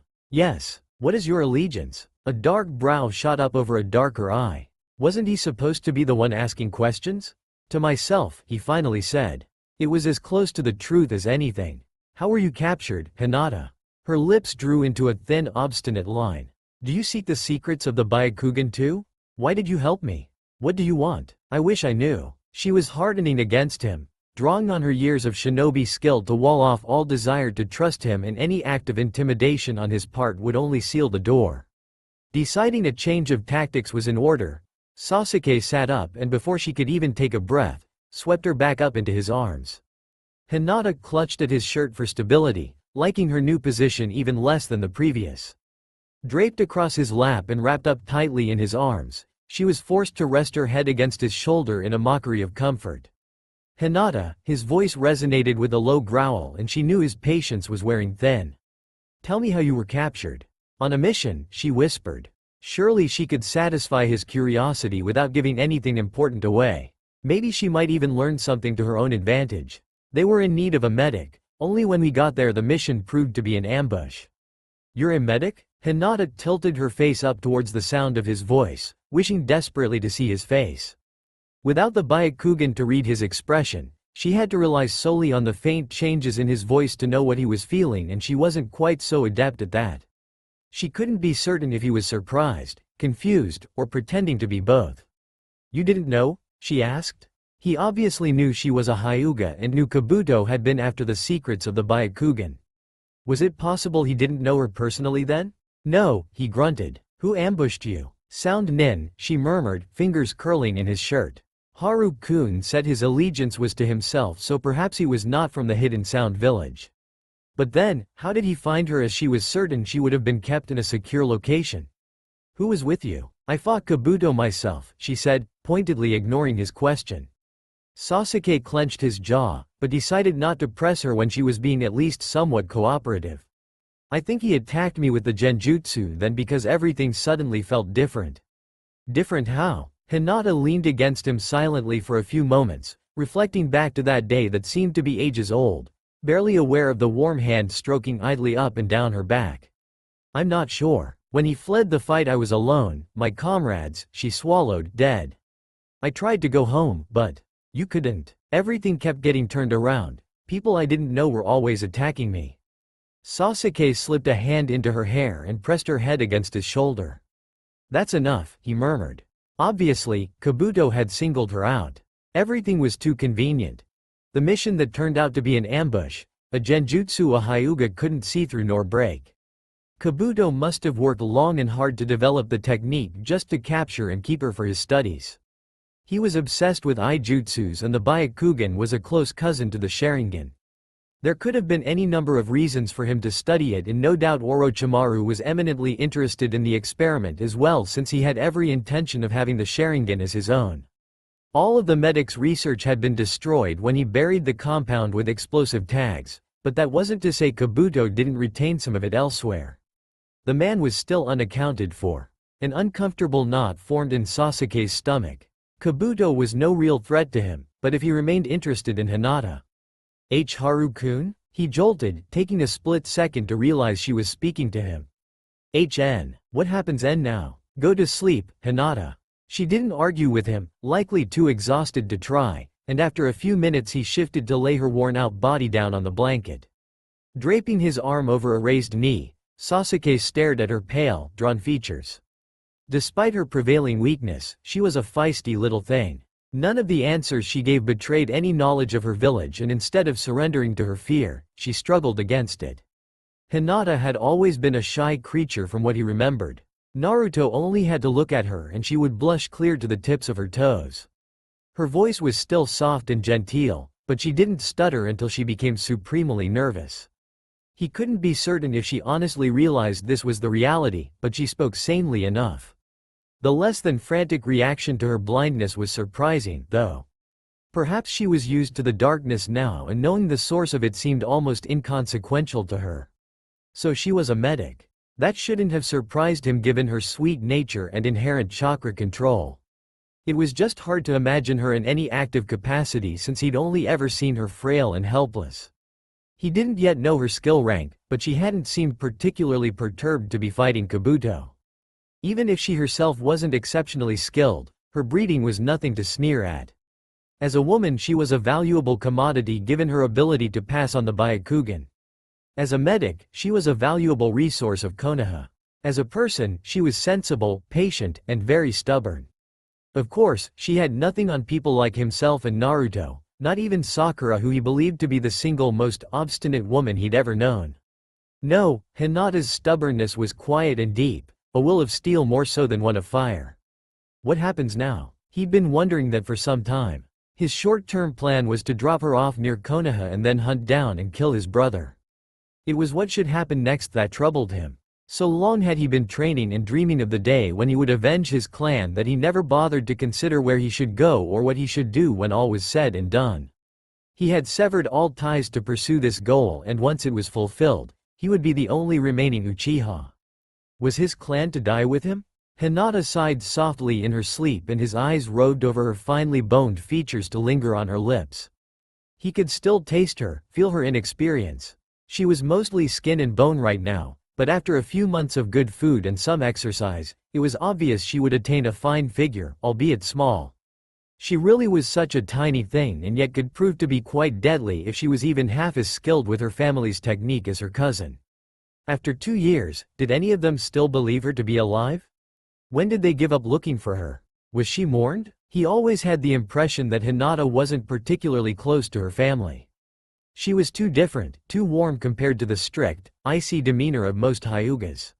What a disappointment she must have been to her father, such a weak heir to such a powerful clan. No matter how hard she worked, she would never be able to compare to Neji's skill, just as he could never compare to Itachi's in his father's eyes. Did she ever prove them wrong? Sasuke brushed his fingers across her lips, feeling the soft pink flesh beneath his callous touch. I could keep her and no one would know or care. He jerked back at the alien thought. wide eyes staring down at the oblivious woman. She's a burden, an obstacle between me and my revenge. She's an invalid and probably still delusional, useless and helpless. His gaze trailed down her body, seemingly more frail dressed in his own larger clothing. Proper care would take care of that. She was already filling out under his tending. Once she did, his hand settled on the softness of her flat stomach, large enough to span more than half the width of her waist. This was the heiress of the Hyuga clan, oldest daughter of the main house. Her bloodline was pure and strong even if she wasn't. The children she bore would be powerful. Sasuke looked up at her serene face set in slumber. The children she bears will be Uchihas. The soapy washcloth brushed up and down her back and Hinata sighed. She didn't know how many days had passed since she first became truly aware of her surroundings, but she was happy to finally have a bath while conscious enough to enjoy it. Haru-kun had introduced her to the old woman whose hospitality they were partaking of and brusquely informed her that their hostess would be assisting her with her bath. The woman was mute, but managed to communicate well enough through gentle nudges and touches that she found reassuring in her dark prison. There was little reason to doubt Haru now. She no longer believed she was caught in a genjutsu, though a part of her wished she was. To never see again. Feeling tears trickle down her face, she quickly brushed them away, not wanting to feel any weaker than she already did. So often she'd been mocked and callously treated because her Byakugan was not as developed as Neji's or her sister's. Now she didn't possess it at all. How was she to live like this? Even if she had the strength to walk on her own, which she didn't, she would never again be able to serve as a ninja or medic without her sight. All of her training, her hard work, the blood and sweat she shed to gain her clan's respect had been stripped away. She was useless now. Haru should have left her to die. So why didn't he? It should have alarmed her more how little she knew of her savior. There was an arrogance about him that reminded her of her cousin, an absolute confidence in one's skills and place in the world. When he told her to do something, he expected her to do so immediately and without complaint. Everything he said was spoken like a command, even when phrased as a question, but he was surprisingly patient when she asked for clarification. Yet he was never physically harsh with her. Even during their little conflict yesterday, he'd been rough but innately cautious not to hurt her. She suffered the acute impression that her wariness of trusting him irritated him. It was a hitch in his voice that he couldn't quite disguise. Either she was putting a crimp in his plans or he honestly longed for her trust. While he expected answers from her, he was not altogether forthcoming himself, and that worried her. It was like he didn't want her to know anything about him beyond how he treated her. That didn't give her much to work with in the matter of trust. She believed him when he said his allegiance was to himself, but that was equally as worrisome as if he were an enemy nin. A man loyal only to himself knew nothing about the care of others. All of his reasons were selfish ones, and that included all the time and effort he put into saving and caring for her.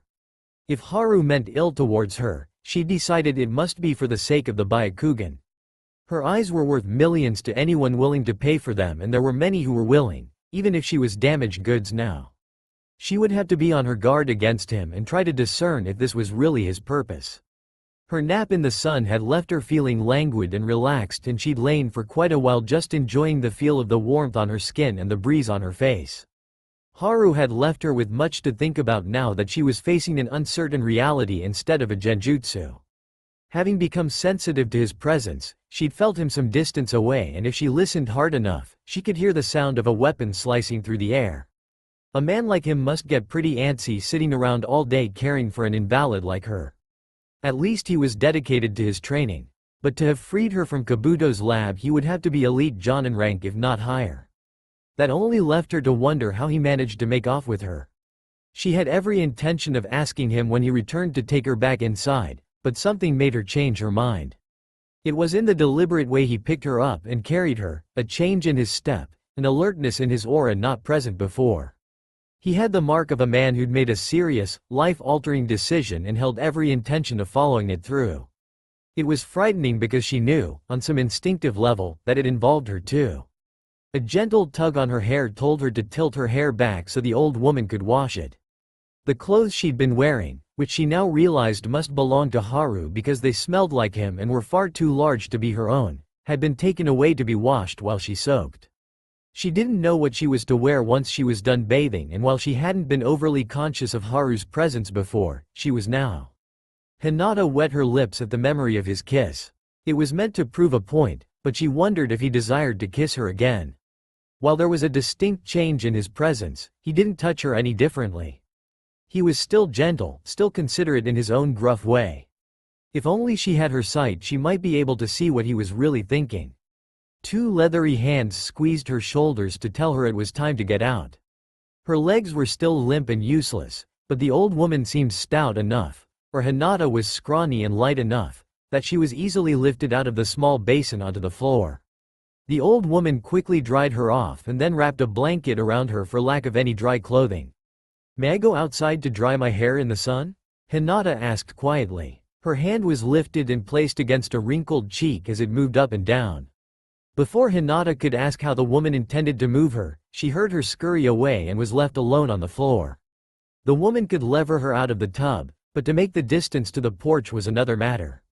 She should have expected as much and waited patiently for the near-silent steps of her companion. If not for her other senses straining to compensate for her loss of sight, she never would have been able to hear him move. The man was silent as the grave. Hearing the faint whisper of movement, she pulled the blanket tighter around her, feeling considerably more vulnerable than she should. Had she not been sleeping unmolested beside this man for many days? For once it didn't matter what she could or could not see. Feeling the weight of his eyes upon her made her cheeks warm. "Haru-kun, is that you?" It was impossible to mistake him for another, but she needed to break the silence, to draw his attention away from whatever made him stare at her so intensely. He grunted before he took the last few steps and swept her up. Hinata squeaked and latched onto his neck with a death grip. In her panic she barely noticed him shaking until a soft chuckle broke free. Her face flamed with embarrassment and she pulled her arms back to quickly secure the blanket around her, absurdly aware that she was essentially naked in a man's arms. Sasuke was seriously tempted to tell her that she didn't have anything he hadn't already seen just to see how far her blush would go, but decided it wouldn't score him too many points in the trust department. "I didn't see anything," he said, and felt oddly disappointed because it was true. She'd already been plastered against him by the time her blanket slipped. Hinata wasn't the most beautiful woman he'd ever seen, especially in her current condition, but he had to admit to feeling some attraction towards her. She had all of the necessary curves and he was a man after all, albeit in complete control of his body. That he should even care if he caught a glimpse of her flesh now that she was awake and aware confounded him, but he decided it might be a good thing in the end. It would be a distasteful chore to restore his clan if the woman he chose to use didn't attract him in some way. That wouldn't be too much of a problem with Hinata. She was cute, especially with a blush dusting her pale cheeks. Her eyes were exotic and her hair soft and dark, and when she glared at him as she had done the day before. Sasuke swallowed, shifting her in his arms to head out the door. This really wasn't the time to be entertaining those kinds of thoughts. The Hyuga were known for being exceptionally perceptive and insightful, and even though Hinata lacked the use of her Byakugan, he wouldn't put it past her being able to read him without it. In the time he'd spent observing her, it became obvious that her other senses were already working to compensate for the one she lost. She was acutely sensitive to his chakra signature, always seeming to know where he was. If she sensed him regarding her differently, it would only put her on guard, so he swiftly pushed all thoughts from his mind except for the basic facts. Stepping out onto the porch, he gently set her down and arranged the blanket more securely around her to prevent a chill. It wasn't exactly cold, but he wasn't going to take any chances. He had an invested interest in her health now. Pulling out a comb the old woman had loaned him, he set to ridding her freshly washed hair of tangles and knots with surprising efficiency for one who seldom brushed his own hair. He never saw the point since it refused to be tamed either way. Hinata didn't say a word of protest and he took special care not to tug too hard. Her hair had been cut short, almost boyishly, when they were young. It was now halfway down her back. Had she grown it out herself or was it a result of her capture? He doubted Kabuto would have taken it upon himself to trim her hair. There were still a few kinks in his plan that needed to be smoothed out, but for the most part he was satisfied with what he'd come up with. Not even Hinata herself presented much of an obstacle. She would willingly sign the marriage contract, just not knowingly. It would be official and legal with witnesses, and all because he wanted no holes in this, no means for her to escape when she realized what had happened. Nothing short of death would be able to separate them once they were bloodbound, not even her clan. But he did need her to trust him enough to sign the document before the witnesses of her own free will. Hinata. Hi, Haru-kun? I'm taking you back to Konoha. Her head snapped up and she turned to look over her shoulder at him, never mind that she couldn't see. Home? Ah, he murmured, hating the tiny little twist in his stomach at the excitement and longing in her voice when she spoke that word. Her eyes glimmered with restrained tears and she dived into him, hugging him tightly. Oh, Haru-kun, thank you, she mumbled into his shirt. Sasuke stiffened, mildly uncomfortable with her gratitude and affection. She wouldn't be quite so eager to thank him if she knew what he was about to do. Finally she pulled away enough to look up at him, and for a moment he honestly believed she could see him. When, Haru-kun, when will you take me? Woman, be careful what you say. Sasuke fought the urge to swallow at the not-so-innocent images that swept through his mind at her very innocent question. Next week, when you are stronger. Is it far? Several days' run. Hinata tilted her head slightly, trying to hear what he wasn't saying. There was the faintest tinge of annoyance in his voice, but that was almost always there, as if her mere presence was a source of agitation for him. But she also believed he wasn't the sort of man to put up with an inconvenience like her without reason. Haru-kun, why are you helping me? She asked tentatively. She'd asked him the day before, but he'd ignored her questions in favor of getting answers for his own. Days before, Sasuke wouldn't have had an answer even for himself. Now he had something more solid to fall upon, but he certainly couldn't tell her that. I want a favor from you. Her expression blanked out and she sat up a little straighter. Of course he wouldn't have helped her out of the goodness of his heart. Precious few people would. At least he was being honest with her and she appreciated that. I owe you my life, she conceded softly, but I will not betray my village for you. A small smile curved his lips at her quiet resolve. I know. Hinata tilted her head again, listening to the even cadence of his voice. Nodding once, she turned her face back up towards him. Then what is this favor? Sasuke smirked. One favor of my choice when I choose it. It may be in a few weeks or even a few months, maybe even next year. Because of this, I want you to sign a contract ensuring me this favor. She blinked. You do not trust my word? I don't want others to be able to interfere. I will not ask you to betray your village in any way, but some might not approve of what I ask. You owe me this, Hinata. I have sacrificed precious time to help you. She shivered at the underlining threat in his voice. What could she possibly give him that he valued so much to bind her by blood oath? He assured her that it wouldn't involve betraying her village and the contract would be void if he did end up asking her something along these lines, but to owe a man she didn't know, couldn't even see, so much. She would have died in Kabuto's lab. She was certain of it, had been ready to the very day that her sight abandoned her, the day Haru had broken her from the genjutsu. Indeed, she owed him her life. I will sign, she said. She shivered and tried to press closer to Haru's warmth. True to his word, not 3 days ago they'd left the hospitality of the mute woman's home and been traveling ever since.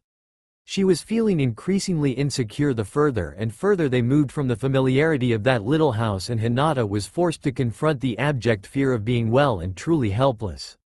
Each time Haru-kun left her side, even if for a moment, panic seized her in a suffocating vice and she'd cling to him when he returned. Strangely enough, her gruff and often disgruntled savior didn't seem to mind in the least. Every sound made her jump, and only in the shelter of his arms did she feel safe from the world she couldn't see. It only served to remind her that her career as a shinobi was over. What would become of her once she returned to Konoha? Would her family welcome her back with open arms or see her as even more of a failure now that her bloodline limit was rendered useless? Shortly before their departure from town, she signed the blood oath guaranteeing Haru his favor. Though nothing about his manner changed, she could sense he was eminently pleased, and on some level she was happy that she was able to please him in such a way. Even still she knew nothing of the man, and yet he'd done so much for her. Despite her hopeless situation, she felt safe beyond words with him. He had no cause to save her from Kabuto and then tend her back to health. Really, he had nothing to gain at all but for this one unknown favor. Whatever he asked of her, she would give it with pride. Not much further, he said, shifting her weight on his back. It had been raining for an hour and both of them were soaked to the bone. Hinata's shivering was becoming more violent by the minute, and the last thing he wanted was to keep her out in this mess any more than he already had. They were less than 10 miles from Konoha now, and he could feel 3 chakra signatures moving rapidly in their direction. Coincidence or not, he couldn't risk a confrontation. A battle now would only delay his pursuit of his brother and his subsequent return for Hinata. Dropping to the soggy ground, he kneeled to ease Hinata off his back. "ARWEHH here," she chattered, slumping gracelessly to the ground. "A patrol is coming this way and will find you soon," Sasuke said, propping her up against the tree. She was getting better at sitting up under her own strength, but the muscles in her legs were still too atrophied to function. "I have to leave you here, Hinata." Her eyes widened in terror and she grabbed his shirt with startling strength. Wait. He cupped her cheek and brushed his thumb over her trembling lips. Even soaking wet with twigs in her hair, she was enticing. "My little wood nymph, I'll be back to claim my favor. Wait for me." Hinata found herself grasping at nothing, the fading warmth of his touch on her lips all that hinted at him ever having been there. The cold, merciless rain continued to pour down upon her, blending her tears of fear and abandonment. She tried to call out for him, but her voice failed her and she knew then he truly was gone.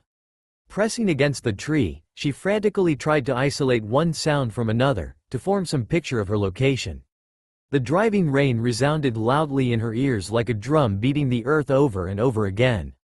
Above the percussion was the softer slapping of raindrops on the leaves, a persistent pitter-patter much like little feet running about. It would have been comforting if not for the fact that it shielded all other sounds. She jerked her face towards the tiniest snap of a twig, unseeing eyes seeking the source and hoping, praying it was Haru coming back for her. But she knew better. Angling her face away, she concentrated on listening for more movement, knowing that whoever found her would think her to be peering in the wrong direction. After a few tense moments, there was a near inaudible thump and the earth vibrated with the impact. Immediately snapping her face towards the source, she forced the most threatening glare she could muster and raised her hands defensively despite not having any real means to protect herself. "Who's THTH there?" she demanded. There was a sharp intake of breath, then rapid footsteps coming closer. "Stay away," she cried, trying to push herself back. Strong hands seized her shoulders and she struck out in panic. Her wrists were swiftly caught and a firm arm swept around her waist to hold her still. "Hinata-sama." She froze and fresh tears spilled from her wide, sightless eyes. "Neji ni-san, is it you? Kami, Hinata-sama, where have you been?" Hinata collapsed against him, clutching frantically at his shirt. Home. She was home. Hyuga Neji paced anxiously in the hallway. When he and his fellow Anbu set out that evening, the last thing he'd expected to encounter was a woman they all believed to be dead. It was a trick, he was certain of it, but his Byakugan did not lie. 2 years ago, Hinata had departed on a standard medical rescue mission and never returned. When a team was dispatched to find out what was causing the delay, they found only the remnants of a fierce battle and several bodies charred beyond recognition. The metal plating of their hite atesh had been melted into their skulls except for one that had been melted into the bearer's collarbone. Hinata always wore her hite 8 around her neck. He'd been physically sick for days after he saw the body.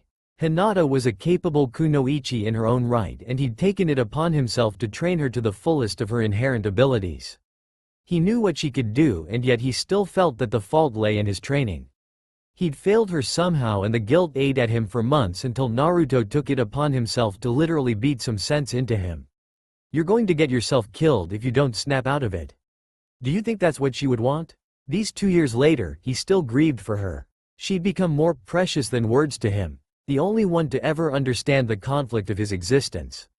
When he saw her sitting there in the soaking rain like a wraith of memory, he knew he'd finally lost his mind. Even now, after having carried her back to the hospital, he still feared this was all a bittersweet dream. She'd felt so real in his arms, so small and fragile, and she'd clung to him so tightly. He didn't know what to believe anymore. The door slid open and he turned swiftly on his heel to see Tsunade and Sakura step out of the room.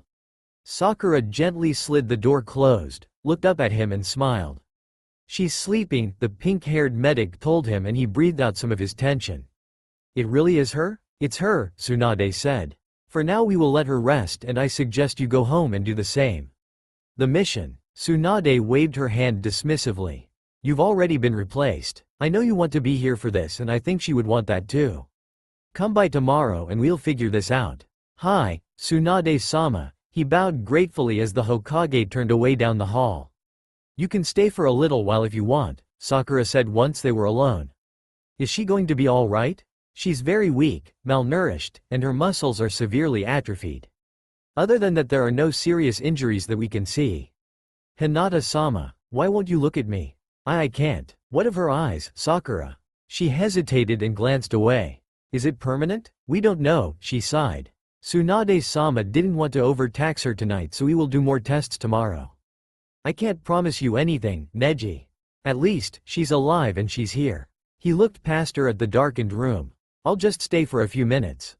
Green eyes softened. Sure. For a moment all he could do was stand just inside the door, staring at the small form under the blankets. She'd been so frail when he picked her up, like a newborn kitten. All of his questions fell silent when he'd felt her shivering in his arms. His only thought then was to get her warm and dry. Striding silently across the room, Neji lowered himself to sit on the edge of the bed. Her face hadn't changed much, still delicate and pale though thin from lack of nutrition. Where could she have been all this time? What happened that day 2 years ago? How did she find her way back? Clearly she didn't do it alone. Sakura had confirmed that Hinata was incapable of walking and being blind she never would have been able to navigate the forest on her own. Someone had left her directly in his path to be found. The chakra signature he'd felt hadn't been hers. So many unknowns, but for the first time in 2 years he felt at peace because she was here, she was alive, she was safe, and he was going to make certain it stayed that way. He would not fail her again. She whimpered softly and pale lavender eyes blinked open in confusion. Haru-kun? Neji's brows dipped at the unfamiliar name. Hinata-sama. She turned towards his voice and a small smile curled her lips.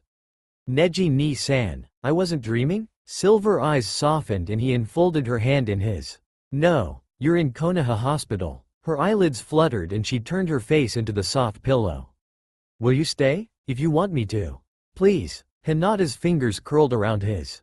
Stay. The rain forced him to seek a few moments of warmth inside a bottle of sake.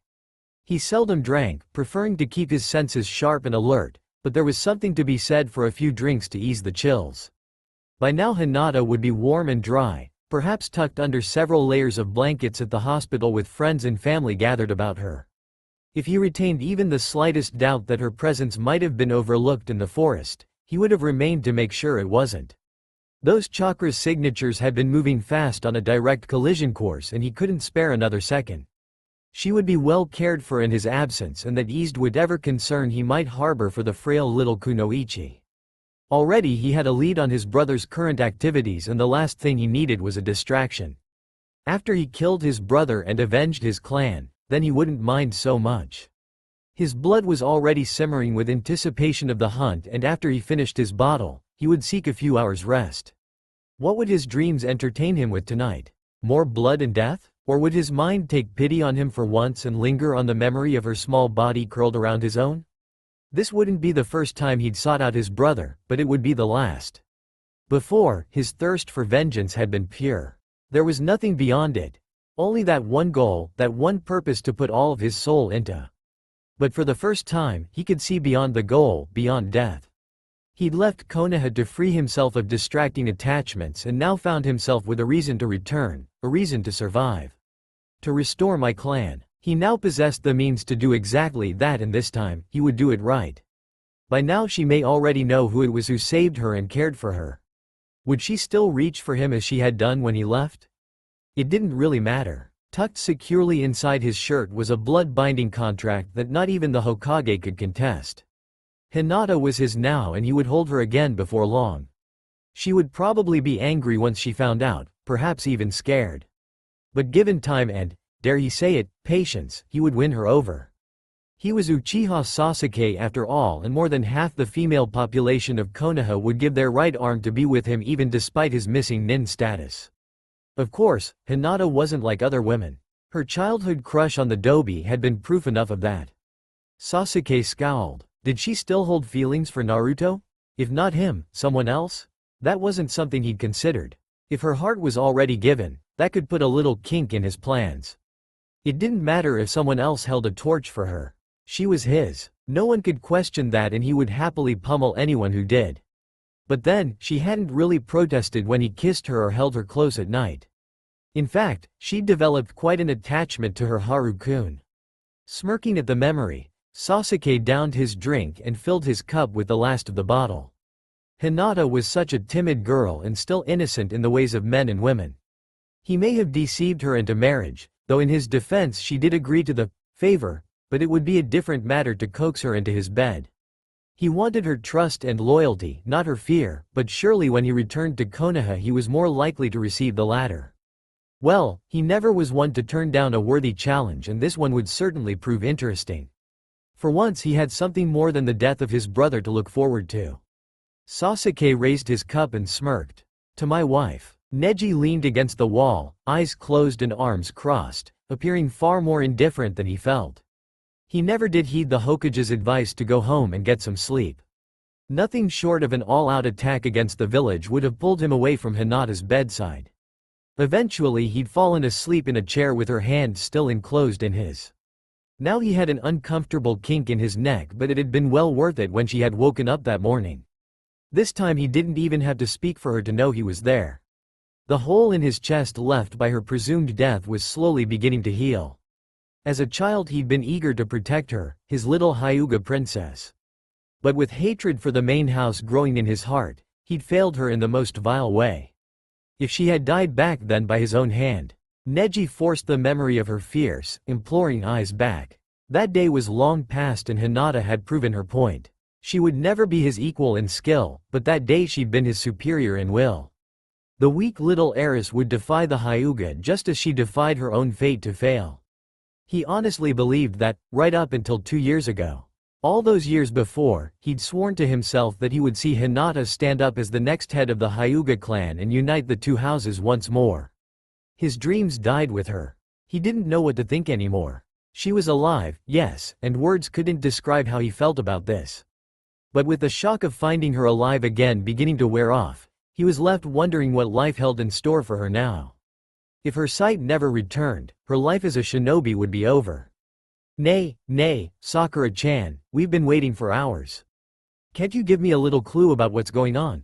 Neji opened his eyes to watch Naruto beg the increasingly annoyed pink-haired medic for information. He knew why Sakura was here, since she was the Godaime's apprentice, and it was logical that he and Hiyashi-sama had been summoned to the Hokage's office since they were Hinata's family, but he hadn't quite figured out what part Naruto and Kakashi were to play. There could be a number of reasons for Naruto's presence. He was Tsunade's successor in training and thus was often privy to Hokage matters. Also, he'd always been a close friend of Hinata's, though not as close as she had wished.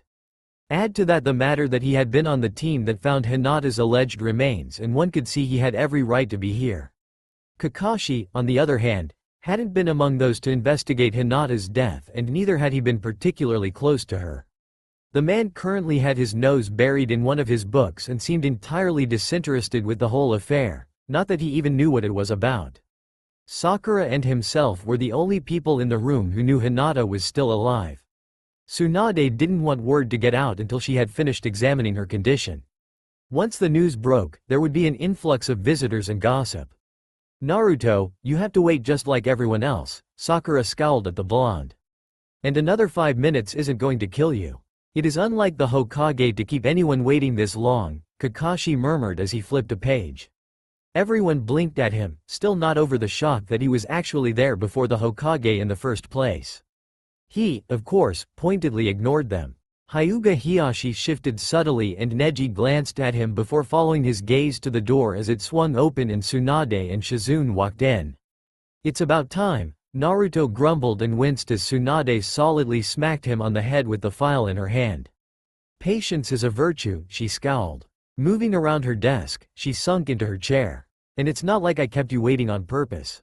Forgive me, Hokage-sama, but I assume this is important, Hiyashi said, efficiently pulling her attention away from her successor's antics. Amber eyes flickered to Neji and she nodded permission. Lifting his gaze to his uncle, Neji took a deep breath and steeled himself. Hinata-sama is alive, he said with considerable more calm than he felt. Dead silence shrouded the room as silver eyes stared into silver eyes, one pair hiding nothing, the other hiding everything. Finally Hiyashi turned back to the Hokage. This is true? Neji sighed with relief, taking comfort in his uncle's exceptionally blank expression. Hiyashi only closed off his expression so tightly when he had a great deal to hide. The other shinobi in the room were not quite as adept at hiding their reaction as Tsunade proceeded to inform them of his encounter with the allegedly dead woman. Nani? Naruto finally broke from his shock. It's really her? How? Where has she been? Is she alright? Where is she now? Tsunade blinked at the rapidly fired questions until Sakura helpfully bopped Naruto on the head. Give her a chance to explain, doofus, she muttered. Rolling her eyes, Tsunade flipped open the file on her desk. I'll address the matter of her health first. She is severely underweight and I have reason to believe she was even more so before she was returned to us. Returned? Kakashi echoed, tucking his book away. Her muscles are seriously atrophied and she can barely sit up under her own power. Her chakra system is also seriously depleted. She couldn't have made it this far on her own, Tsunade said. You expect her to make a full recovery then, Hiyashi observed. Given a proper diet and physical therapy, she will be back on her feet within a few months. Her eyes are another matter entirely. The subtle tilt of his brows was the only outward sign of the Hyuga head's concern. What's wrong with her eyes? Tsunade leaned back in her chair. She's blind. Naruto breathed in sharply. Blind? Is it irreparable? Hiyashi asked and Naruto glanced at him incredulously. How can he be so emotionless about this? I have never seen damage this extensive. Her chakra pathways and optical nerves feel like they've melted under massive strain. Maybe with repetitive healing sessions we may be able to restore some of them, but the chances of her regaining her sight in any capacity are less than 2%. Neji swallowed the lump forming in his throat. Less than 2% is hardly a chance at all. Hinata will never see again. I'm not surprised, given what was done to her, Tsunade added, and anxiety exploded within the prodigy. The image of her charred remains was still lodged in his mind. Did he really want to know what tortures she had really suffered? Yes he did. And he wanted to know who did it so he could hunt them down and rip out their spines. She is lucid? Hiyashi asked as if it was of mild interest to him. Very, and she told me an interesting story. Tsunade said. It seems the mission she set out on 2 years ago had been a setup from the start with the intent to capture her. They wanted the Byakugan, Neji said with certainty. There was no other reason to target Hinata. Tsunade nodded. They specifically being Yakushi Kabuto. You mean that snake had her all this time? Naruto growled, fists clenching in anger. Hinata never mentioned Orochimaru, but seeing as it was Kabuto who captured her, it's safe to assume Orochimaru was involved. The damage to her eyes is the result of a genjutsu. The Byakugan can see through most genjutsu. It should not have caused such extensive damage, Hiyashi said. True, if the genjutsu was temporary, Tsunade agreed. From what Hinata has told me, she was trapped in this particular genjutsu for nearly 2 years. Neji's eyes widened. 2 years, trapped in a nightmare? It was a wonder she was even still sane. Obviously, the genjutsu was made with the intent to test her Byakugan to its very limit. She was aware that she was in it for the entirety of the time but was unable to break free. Kabuto must have created the genjutsu specifically for this purpose. She was lucky she didn't suffer brain damage as well, Tsunade said. How did she escape? Kakashi broke through the stunned silence. Tsunade smirked. Now that is the interesting part. Hinata told me a man she knows only as Haru saved her. She couldn't give me any details about the rescue itself since she was very nearly dead at the time. This Haru told her only that he had broken her free from the genjutsu. He took care of her until she was strong enough to survive the journey back to Konoha, and then he left her to be found by Anbu. Everyone followed her gaze to Neji. Whoever he was gone by the time we arrived, he said to their silent question. So we really have no idea who saved her, Naruto said. Actually, we do. Tsunade gestured to Shizune, who handed her the bundle of cloth in her hands. Tsunade unfolded the large shirt that obviously belonged to a man. This is the shirt Hinata was wearing when Neji brought her in. I think I have one just like that, Kakashi murmured. Tsunade smirked. Oh, I sincerely doubt it. Flipping the shirt over, she laid it flat on her desk, exposing the small red and white fan sewn beneath the collar. Sasuke, Naruto breathed. Sasuke-kun. Sakura murmured, then looked up at Tsunade with wide viridian eyes. I didn't see this yesterday. You were preoccupied, Tsunade shrugged. Besides, Hinata's hair covered it. I didn't even notice it until this morning. Neji took half a step towards her desk. I don't understand. The Uchiha wouldn't do something like this. I agree, Hiashi said with the faintest of scowls. The Uchiha traitor has no cause to help anyone. This can only be a coincidence. Naruto crossed his arms and nodded. Sasuke wouldn't go out of his way unless he had something to benefit from it. There's no way this Haru guy could be him. I'm inclined to agree, Tsunade said. However, the evidence seems to suggest otherwise. First, she raised one long finger. He had opportunity. Who else would have been able to infiltrate Kabuto's lab with such ease and remove an invalid?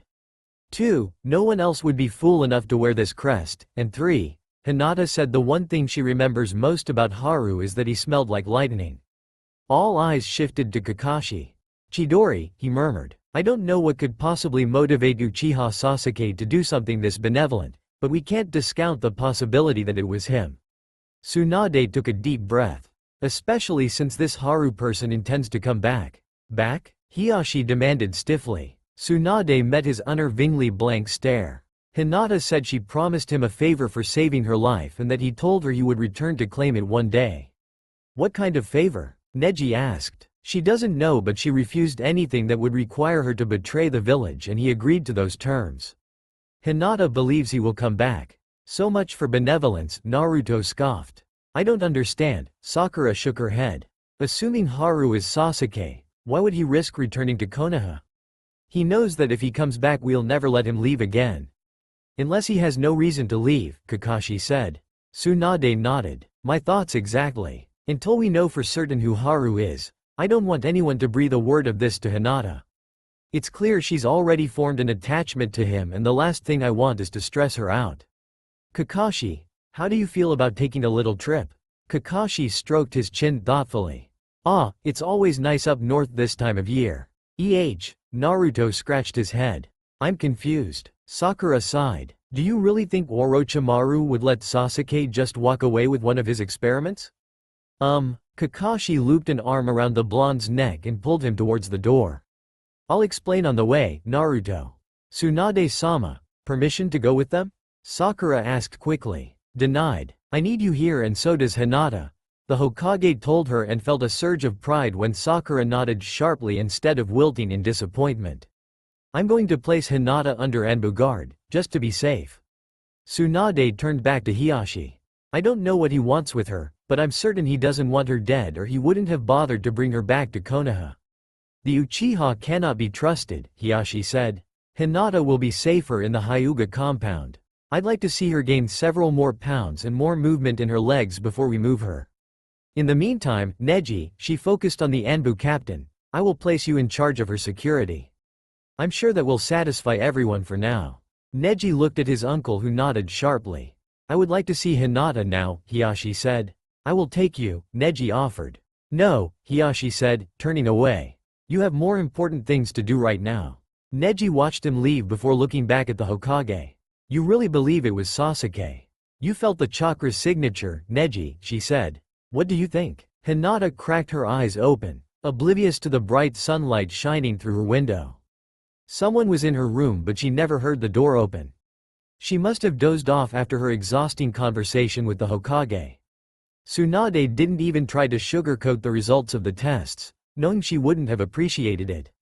She was a highly trained medic and already knew the extent of the damage done to her eyes. False hope had no value, and the sooner she learned to live with her disability, the better. Whoever was in her room made no move to make themselves known, and she tried to hone in on their position with little success. Only thanks to her sensitivity to chakra was she even able to sense him. Ni-san? She called, but she was certain it wasn't Neji. It didn't feel like Neji. Near silent steps approached her bed, and a large hand covered one of her own. When her visitor remained silent, Hinata tilted her head and tried to figure out the intricacies of his chakra. It felt very familiar, quietly intense like Neji's. Father? Hyuga Hiashi was infinitely grateful that his daughter was unable to see the glimmering in his own eyes. His heart had always been torn in two when it came to Hinata. She was his firstborn, the spitting image of her mother in both form and personality. He loved her and despised her in equal measures and had been incapable of concealing his disappointment and her weakness. The Hyuga clan valued strength and she simply didn't have it, especially when compared to Neji and her sister. In time, she proved herself to possess something far more valuable and had regained the favor of the main house through hard work. Never had he known regret so painful as the day he was informed of her death. She had died with honor while on a mission, never knowing how proud he was of her. It felt like a punch in the gut when Neji told him she was still alive. He didn't know what to feel, but when the Hokage told him Hinata had lost the very thing that made her a Hyuga, he had believed it best if she had remained dead. What life could she hope to have now? She certainly couldn't fulfill her destiny as the head of the clan when she was incapable of defending herself. The council would never stand for it. But seeing her now, her face so full of life, her small hand curled around his and a tiny smile curved her lips. "Father, is Hanabi with you?" "She does not yet know," he said, wondering how she could recognize him without her sight. "I'm sorry," she murmured, her eyes dropping in a typical Hinata fashion. Clearing his throat harshly, Hiyashi pulled his hand back. "The Hokage thinks it will be a while before you can return to the compound." "I know," she said, then smiled almost sadly. "How is Hanabi? Is the clan satisfied with her? She doesn't expect to regain her inheritance." A small surge of pride tickled his heart. She didn't speak with resignation, only as a matter of fact. Even without the Byakugan, she still retained the Hyuga honor and nobility. "She has made Chunin recently." Hinata's smile widened. "The clan must be pleased." "You must be pleased. I was never that skilled at her age." "She will be a strong leader," he agreed. "As you would have been." "Hi," Hinata murmured. Hiyashi shifted uncomfortably. "I will tell her you are here." Her small hand lifted and unerringly found his. "Arigato, father." Naruto hesitated outside of the door, unable to enter even after watching Hyuga Hiyashi leave 10 minutes before. In a few minutes he was to meet Kakashi at the main gate on a recon mission to the hidden village of Sound. What they would find, he didn't dare to hope for. It all seemed too impossible to believe. 2 years ago he found the blackened corpse of Hyuga Hinata, one of his most precious friends.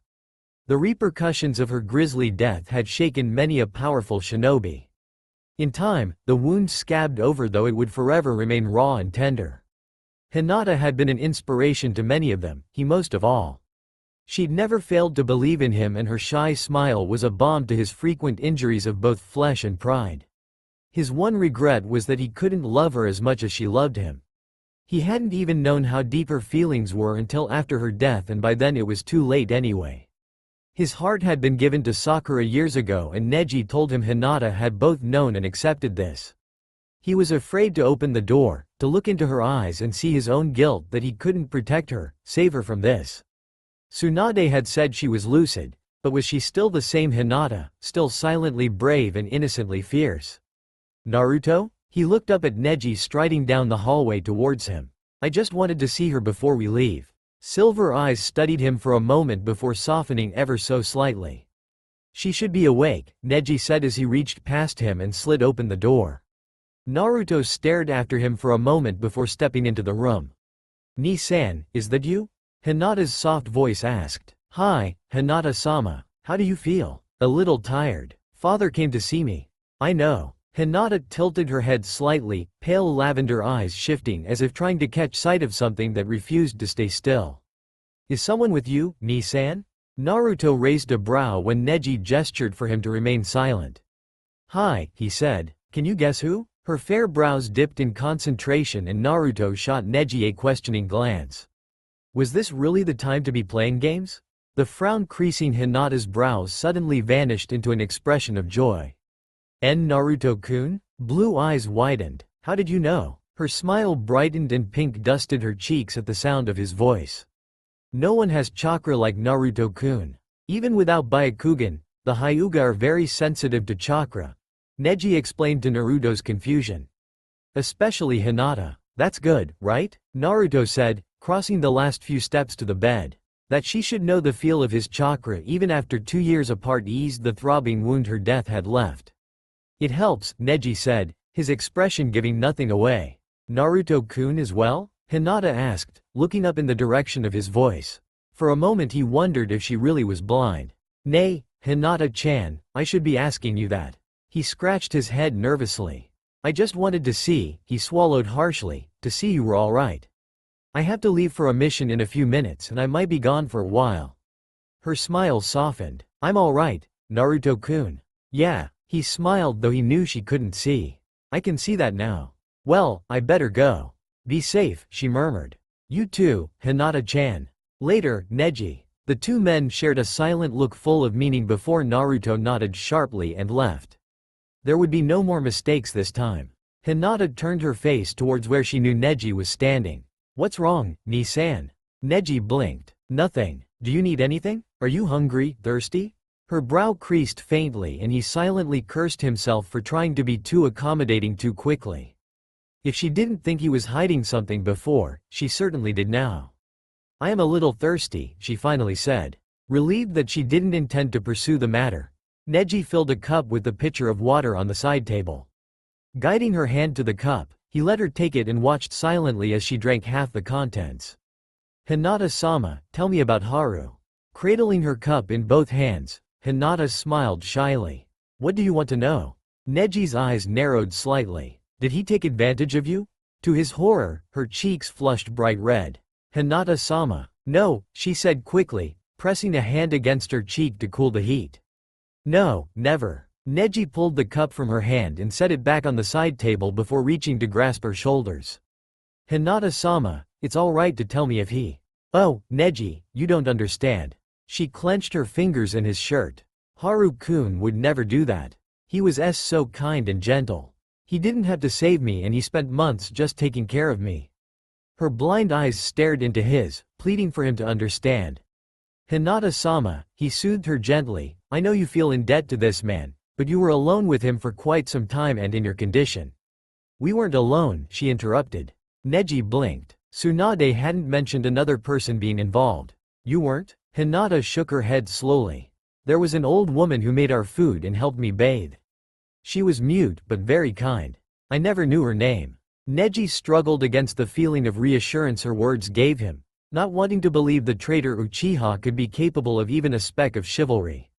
He was certain of his identity, for just as the Hokage said, the chakra signature that led them to Hinata had been far too powerful to be her own.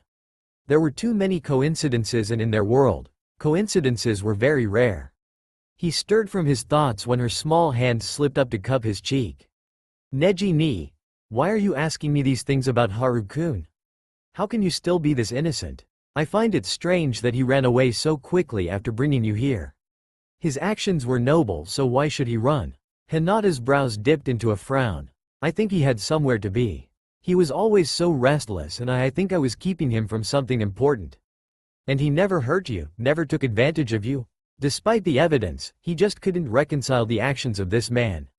Kind and gentle were not words to describe the Uchiha. Cold and ruthless were far more accurate, and Hinata would have instinctively been wary of such emotions.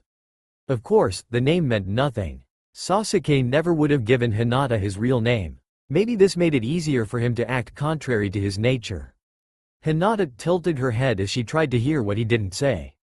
It was understandable that Neji should be worried about her.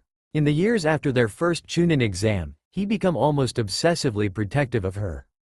It had been a gradual change, of course, starting with afternoon sparring and training. No matter how much she wanted to, it had been difficult to trust him back then, and she was still afraid of his power. But through missions and training, even the occasional shared cup of tea, they both healed. Her alleged death must have torn him to pieces, and tears welled up in her eyes at the thought that she had caused him so much pain. Hinata-sama? No, this worry in his voice, in his repetitive questions, was deeper, darker. It had purpose and intent behind it, even a hint of malice towards the man who'd been her savior. Could it be possible Neji knew who Haru was? Either way, it was best if her protective cousin didn't know about the kiss or the fact that she and Haru had shared a bed for warmth every night. He didn't harm me in any way, she said softly, firmly. Neji studied her silently for a moment and reluctantly accepted that she was telling the truth. Did he tell you nothing of himself? Hinata shook her head and leaned back against her pillows. I know he was a shinobi. He had to be strong to have taken me from Kabuto's lab, and he knew about the Byakugan. When I asked him his allegiance, he said it was to himself. Her face lifted towards his presence. Do you suppose he is a missing nin? It is possible, Neji said, his voice even and unreadable. Hinata plucked at her blanket. He could have sold me to the highest bidder or even just left me with the old woman. I don't understand why he saved me or why he troubled himself to bring me home. She patted the bed a few times until she found his hand and squeezed it gently. But I am grateful. Neji closed his eyes and sighed. For whatever reasons that remained unknown, and for certain they were as selfish as they could be, Sasuke had done right by Hinata. She would have been forever lost to them. I am grateful too, Hinata-sama. Even if he is a traitor. When Haru-kun first took her away from the familiar comfort of the mute woman's home, she'd been terrified. Every sound, every sensation was different and unknown. There was still much she was trying to place into her memory and recognize by means other than her sight, but the experience wasn't quite so terrifying when she knew Neji was watching over her. It was a beautiful day and Tsunade had given her cousin permission to take her out into the hospital's courtyard. A small smile curled Hinata's lips as she remembered the tender care Neji had taken in helping her into the wheelchair and then packing layers of blankets over and around her so she wouldn't catch cold. He scarcely left her side from the moment he found her in the forest, and she could taste the mixed anxiety and relief rolling off of him in waves. If she'd believed him overprotective before, she clearly had underestimated his potential to worry like a mother hen. Lifting her head up towards the warmth of the sun, Hinata closed her eyes on instinct alone and breathed deeply of the crisp morning air. In her memory the air of Konoha had always been clean and fresh, but now she could detect numerous scents hidden in the breeze. Since she had little else to do, she took her time in pulling them apart and identifying them. No one had spoken a word of it, not Tsunade, not Neji, not even her father, but she knew it was on everyone's mind. Her career, her life, as a shinobi was over. It would be a long, difficult road just to recover a semblance of her strength through the physical therapy she had already begun. But without her sight, she would never be able to fight or heal. She wanted to cry, to scream into a pillow or pound her frustrations out on a stump until her hands were blistered and bloody. More than that, she wanted everyone to stop treating her like she was broken. If they did, maybe she would stop thinking she was. Her father hadn't come to see her again since his last visit, and Hanabi never did. Neither surprised her, but she felt a sharp pain at the thought that her own sister didn't care to see that she was alive after believing her dead. It didn't really matter Hanabi's reasons for staying away. Soon she would be returning to the Hyuga compound under medical supervision, and they were bound to cross paths eventually. It wasn't something she was looking forward to in the least. Even if she could no longer see the looks of disappointment in the eyes of the clan, she would still feel them. Pity. She loathed it but knew it was bound to be her constant companion now. The respect she had earned would wither and die now that she was essentially an invalid. Her fists curled tightly in the blanket on her lap at the thought of being pushed aside and forgotten, little more than a child in constant need of care. Hinata-sama? She jerked at hearing his voice so close when she never sensed his approach. A strong hand grasped her shoulder in a gesture of reassurance. I didn't mean to startle you, but… Neji faded off, not sure how to broach what could be a sensitive topic.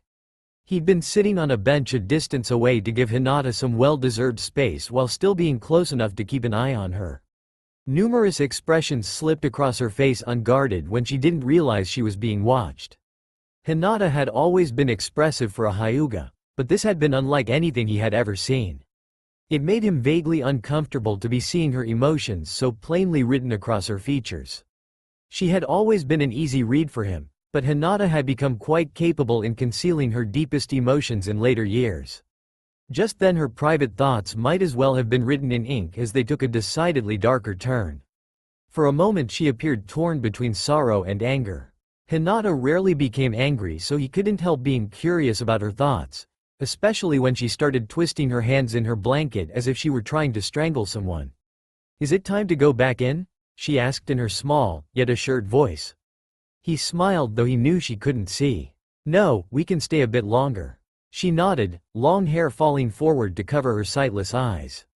Neji made a mental note to schedule an appointment to have it cut as it had become straggly and brittle in the time she was gone. Clearly Kabuto had only attended to her body's basic physical needs while he kept her comatose with the genjutsu. Hinata might not be able to visually benefit from a little pampering, but he refused to allow anyone see her remain in such an untended state. She was still the oldest daughter of the main house, and though she could no longer claim the title of heir, she was still his little Hyuga princess. The loss of her sight didn't change any of that. Neji lowered himself to sit on the grass so he could look up at her face. Even if she didn't say it, he could make a good guess as to what she was thinking about. It had been plaguing his thoughts too. If it had been him to lose his sight, the very thing that made him the prodigy of the Hyuga clan, well, he would probably drink himself senseless and do his best to stay that way. He didn't want to trouble her with questions about what she was going to do now when she had only just returned to them a few days ago. Tsunade was very pleased with her physical progress and had even done some healing on the chakra pathways in Hinata's eyes to help ease the headaches she had developed. Hinata was determined to regain her mobility, that was obvious enough, but she hadn't spoken a word regarding what she would do after, and no one had dared to ask. "What are you thinking?" he found himself wondering aloud. Hinata's face tilted up and a small, rueful smile curled her lips. "Everything is so intense." "How so?" She chewed on her lip for a moment, considering how best to describe this new and frightening experience. "I remember eating my lunch in this garden many times, but I don't remember the smell of ramen and," she sniffed the air, "barbecue being so strong." The corner of Neji's lips curved. "Your other senses are compensating for your sight. Naruto and Kiba are the only ones I know who can smell the ramen stand from here." Hinata giggled, startling them both. "Naruto-kun can smell ramen from anywhere," she said with a fond smile. He chuckled. "True. Still, that is a remarkable ability few possess, Hinata-sama." Dark hair slid across her unseeing eyes as she looked in the direction of his voice. "Neji, what of your other senses, Hinata?" He cut her off. "Tell me." Her brow creased for a moment before she sighed and closed her unseeing eyes out of habit to concentrate. Neji remained entirely still, not wanting to cause any distraction. A semblance of a plan was forming in his mind, some means of hope, however thin the thread might be. The wind. She tilted her face towards the sun, knowing it was afternoon because she had already had lunch. "Is coming from the east. I can hear." She frowned at the cacophony of sound, murmurs and intermittent shouts blending together like salt and water. She reached for them stubbornly, trying to rip them apart and identify something, anything that was familiar. Fire seared through her head and she cried out in pain, clutching it tightly. In a heartbeat Neji was there, his hands joining hers with a gentle flow of chakras soothing the inflamed nerves. "Shish, it's all right," he murmured, pressing his forehead to hers to ground her in her dark world. "I've got you." Hinata panted softly, her hands grasping his wrists to hold on rather than make him let go. Gomen Nasi," she whispered, the tears she tried so hard to hold onto slipping from her eyes. "No," Neji sighed, "I shouldn't have pushed you so soon. We still don't know how much damage there is. Neji, it's useless. I'll never." "Don't," he hissed and she flinched at the strangled emotion in his voice. "You don't," Neji squeezed his eyes shut. "You don't know how long we'll get through this, Hinata. Whatever it takes, we'll do it. There's no giving up now." His voice slipped to a near-silent whisper. There never should have been the first time. He still blames himself. The realization pained her more than anything physical ever could. Releasing one wrist, she hesitantly raised a hand to find his cheek, her fingers trailing along the curve of soft skin to cradle his face. "Ni-san, I'm scared." Neji's breath left him with all the force of someone punching him in the stomach. Hinata had long since learned not to reveal weakness or fear, and from her composure over the last few days, he knew those lessons hadn't been forgotten. As quickly as his breath left him, his heart swelled with the gift she'd just given with the vulnerable confession. Her confidence remained his, and in spoken forgiveness for a sin she didn't hold him responsible for in the first place. "That's okay, Hinata," he whispered. "It won't last forever. You're doing great, Hinata. Just 5 more." Hinata grit her teeth against the pain flaring up and down her body and pushed with all her waning strength. Her arms trembled like grass in a storm as they extended above her, forcing the weights off the pedestal once more. It didn't matter that it was the lowest weight the exercise bench had, 2 measly pounds, and it didn't matter that each repetition lit trails of fire through every muscle in her upper torso. The only thing that mattered to her in that single moment was that she was going to do 2 more lifts than the day before. Each day she would do more because she needed to be strong, because she never wanted to hear such pain and fear in Neji's voice ever again for as long as she lived. The weights dropped with a resounding clank and Hinata laid panting on the bench, certain her muscles had turned into limp ramen noodles. Hearing a soft scratching, she turned her head to the right where she knew Sakura was standing, making notes on her progress. "I know it doesn't seem like much now," Sakura said when those blind eyes settled on her, "but this is only your 3rd day with physical therapy and already you were able to increase the repetition. Not a lot of people can do that, Hinata. I still have a long way to go," she puffed. Emerald eyes softened. "Yeah, but you'll make it all the way. I'll let you rest for a bit before we start working on your legs, okay?" Hinata nodded and listened to Sakura's steps move away, but not out of the room. Having helped a few people through a similar routine of physical therapy in the past, she knew exactly what was in store for her. Already her muscles screamed for pushing them beyond their abilities. The pain would only get worse before it would get better, but she was no stranger to pain. Often she had beaten her own hands to a bloody pulp, willing herself to exceed her own endurance. It would take more than pain to break her resolve. As she had done many times before, she surrendered her fears to faith. Neji believed she could recover in some way, still be something in some way, and she'd never known him to believe in a lost cause. She would endure this pain for that bit of faith because she didn't want to be broken anymore. Slowly her breathing eased in her pained chest, and as she often did when left in silence, she thought about him. How many weeks, months, did Haru spend taking care of her, time he could have spent in his own pursuits? Sometimes she could still feel the warmth of his arms around her at night, keeping her safe from the darkness that lorded over her. "I'll be back to claim my favor." He would. She knew he would, and when he did, she wanted to be standing on her own 2 feet, to be on equal ground with this faceless man who frightened, comforted, and excited her in ways no one ever did. She wanted to prove to him that his efforts hadn't been wasted, that even in darkness she could be strong. If she gave up now, Kabuto would have won. He may have destroyed her sight, but her spirit remained. Her will, her mind, no matter how torn and tattered they remained hers alone. As much of it that still lingered, she was going to take her life back one brutal step at a time. Sakura returned shortly and helped Hinata to sit up on the bench, handing her a bottle of water to quench the thirst her activity inspired. "Ready for more?" Hinata swallowed a large gulp of water and nodded sharply, slender brows creased with determination. Sakura helped her down onto the floor mat and situated herself beside Hinata's right leg. "You don't have much strength or mobility in your legs yet, so I'll move them for you at first to loosen up the muscles. If we push too hard or too quickly, we can do some serious damage." "I know," Hinata said. Sakura hesitated and sighed. "I'm sorry, Hinata. I wasn't trying to patronize you. It's just, when I get into medic mode, well, you know how that is." A small smile softened the look of set determination on Hinata's face. "I'm just glad it's you and not Yuki-san." Sakura snorted, wrapping her hands around Hinata's leg, one just below the inside of her knee and the other on her ankle. "It's a wonder that woman has lasted this long. You'd think one of the patients would have killed her off if not one of the staff." Hinata chuckled to avoid hissing at the pain flooding through atrophied muscles as Sakura gently lifted and bent her leg. In a few moments it became difficult to even breathe and Sakura abandoned the leg to work on the other for a few short repetitions. By the time she was done, Hinata was panting heavily, her hair damp with sweat. "This is worse than I thought," Sakura murmured, eyeing her friend's heaving form. "You could barely handle the minimum." 2 years, Hinata gasped. "Long time." Using the end of her own shirt, Sakura wiped away the sweat glistening on Hinata's pale brow. "It takes a lot more than that to keep a good kunoichi down," she said, thankful Hinata couldn't see the worry on her face.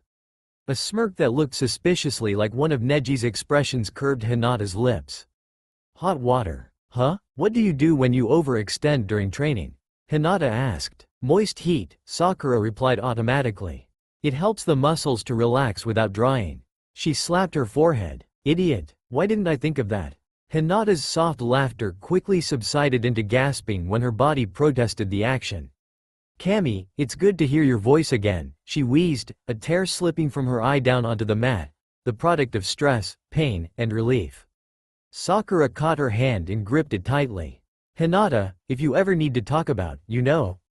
Slim, pale fingers gently squeezed back and Sakura quickly blinked back her own tears. She couldn't even begin to imagine what psychological tortures her friend had suffered in the genjutsu, and nothing in Hinata's quiet determination even hinted at the trauma. But they all knew it was there. Several of the nurses had mentioned hearing her scream and cry out in her sleep at night, but until Hinata was ready to face those demons again, there was little they could do. With crystal clarity, Sakura remembered performing the autopsy on Hinata's alleged remains. In the end, all that really identified the scorched skeleton was the hitate melted into the collarbone and a bit of hair recovered from a scrap of clothing. She hadn't slept for many nights after that and found no consolation in the memorial service nearly the entire village turned out for. Please don't do that. Hinata's soft voice pulled her back. Sakura blinked in confusion. Do what? Blind eyes saw green. Neji gets real quiet and tense like that too sometimes, and I can always tell he's thinking about. I suppose we are all still getting over the shock, Sakura admitted. I should get you back to your room now so you can rest. Tomorrow I'll see about taking you to one of the hot springs for your therapy. Hot mineral water will work even better to ease the stress and pain on your muscles than just heated tap water. She lifted Hinata up into a sitting position when the door to the therapy room suddenly slammed open, making both girls jump. Hinata. In an instant she was swallowed up in a tight embrace, her face pressed into a warm, soft coat that smelled distinctly of forest and fur. Tears of memory sprung to her eyes and she lifted her weak arms around his waist and curled her fingers into Kiba's coat. They told us at the gate and I thought it was a sick joke, but I wanted to believe, but I couldn't, but they insisted and Kiba's words choked off and he hugged her tighter. I'm sorry. I'm so sorry. Kami, we never should have believed. Kiba-kun, her already soft voice was muffled further in his coat, but he managed to hear and eased his hold enough to peer down at her face. What happened, Hinata? Where have you been? How? Hinata's just finished her therapy for the day, Kiba. Sakura cut him off and he looked up at the rosette medic Nin standing over him with a warning frown. Why don't you and Shino take her back to her room so she can rest? Hinata turned her face towards the door, seeking out the presence she could vaguely sense. Shino-kun? 3 nearly silent steps and she was pulled into another's arms. Even as she relaxed in the comfort of her silent teammate's firm embrace, Hinata thought it highly ironic that all of her senses were now dependent on the communication skills Shino was most deficient in, speech and touch. A small, near hysterical laugh escaped her throat and he squeezed her just a little bit tighter, making her think that maybe he wasn't as deficient as she thought he was.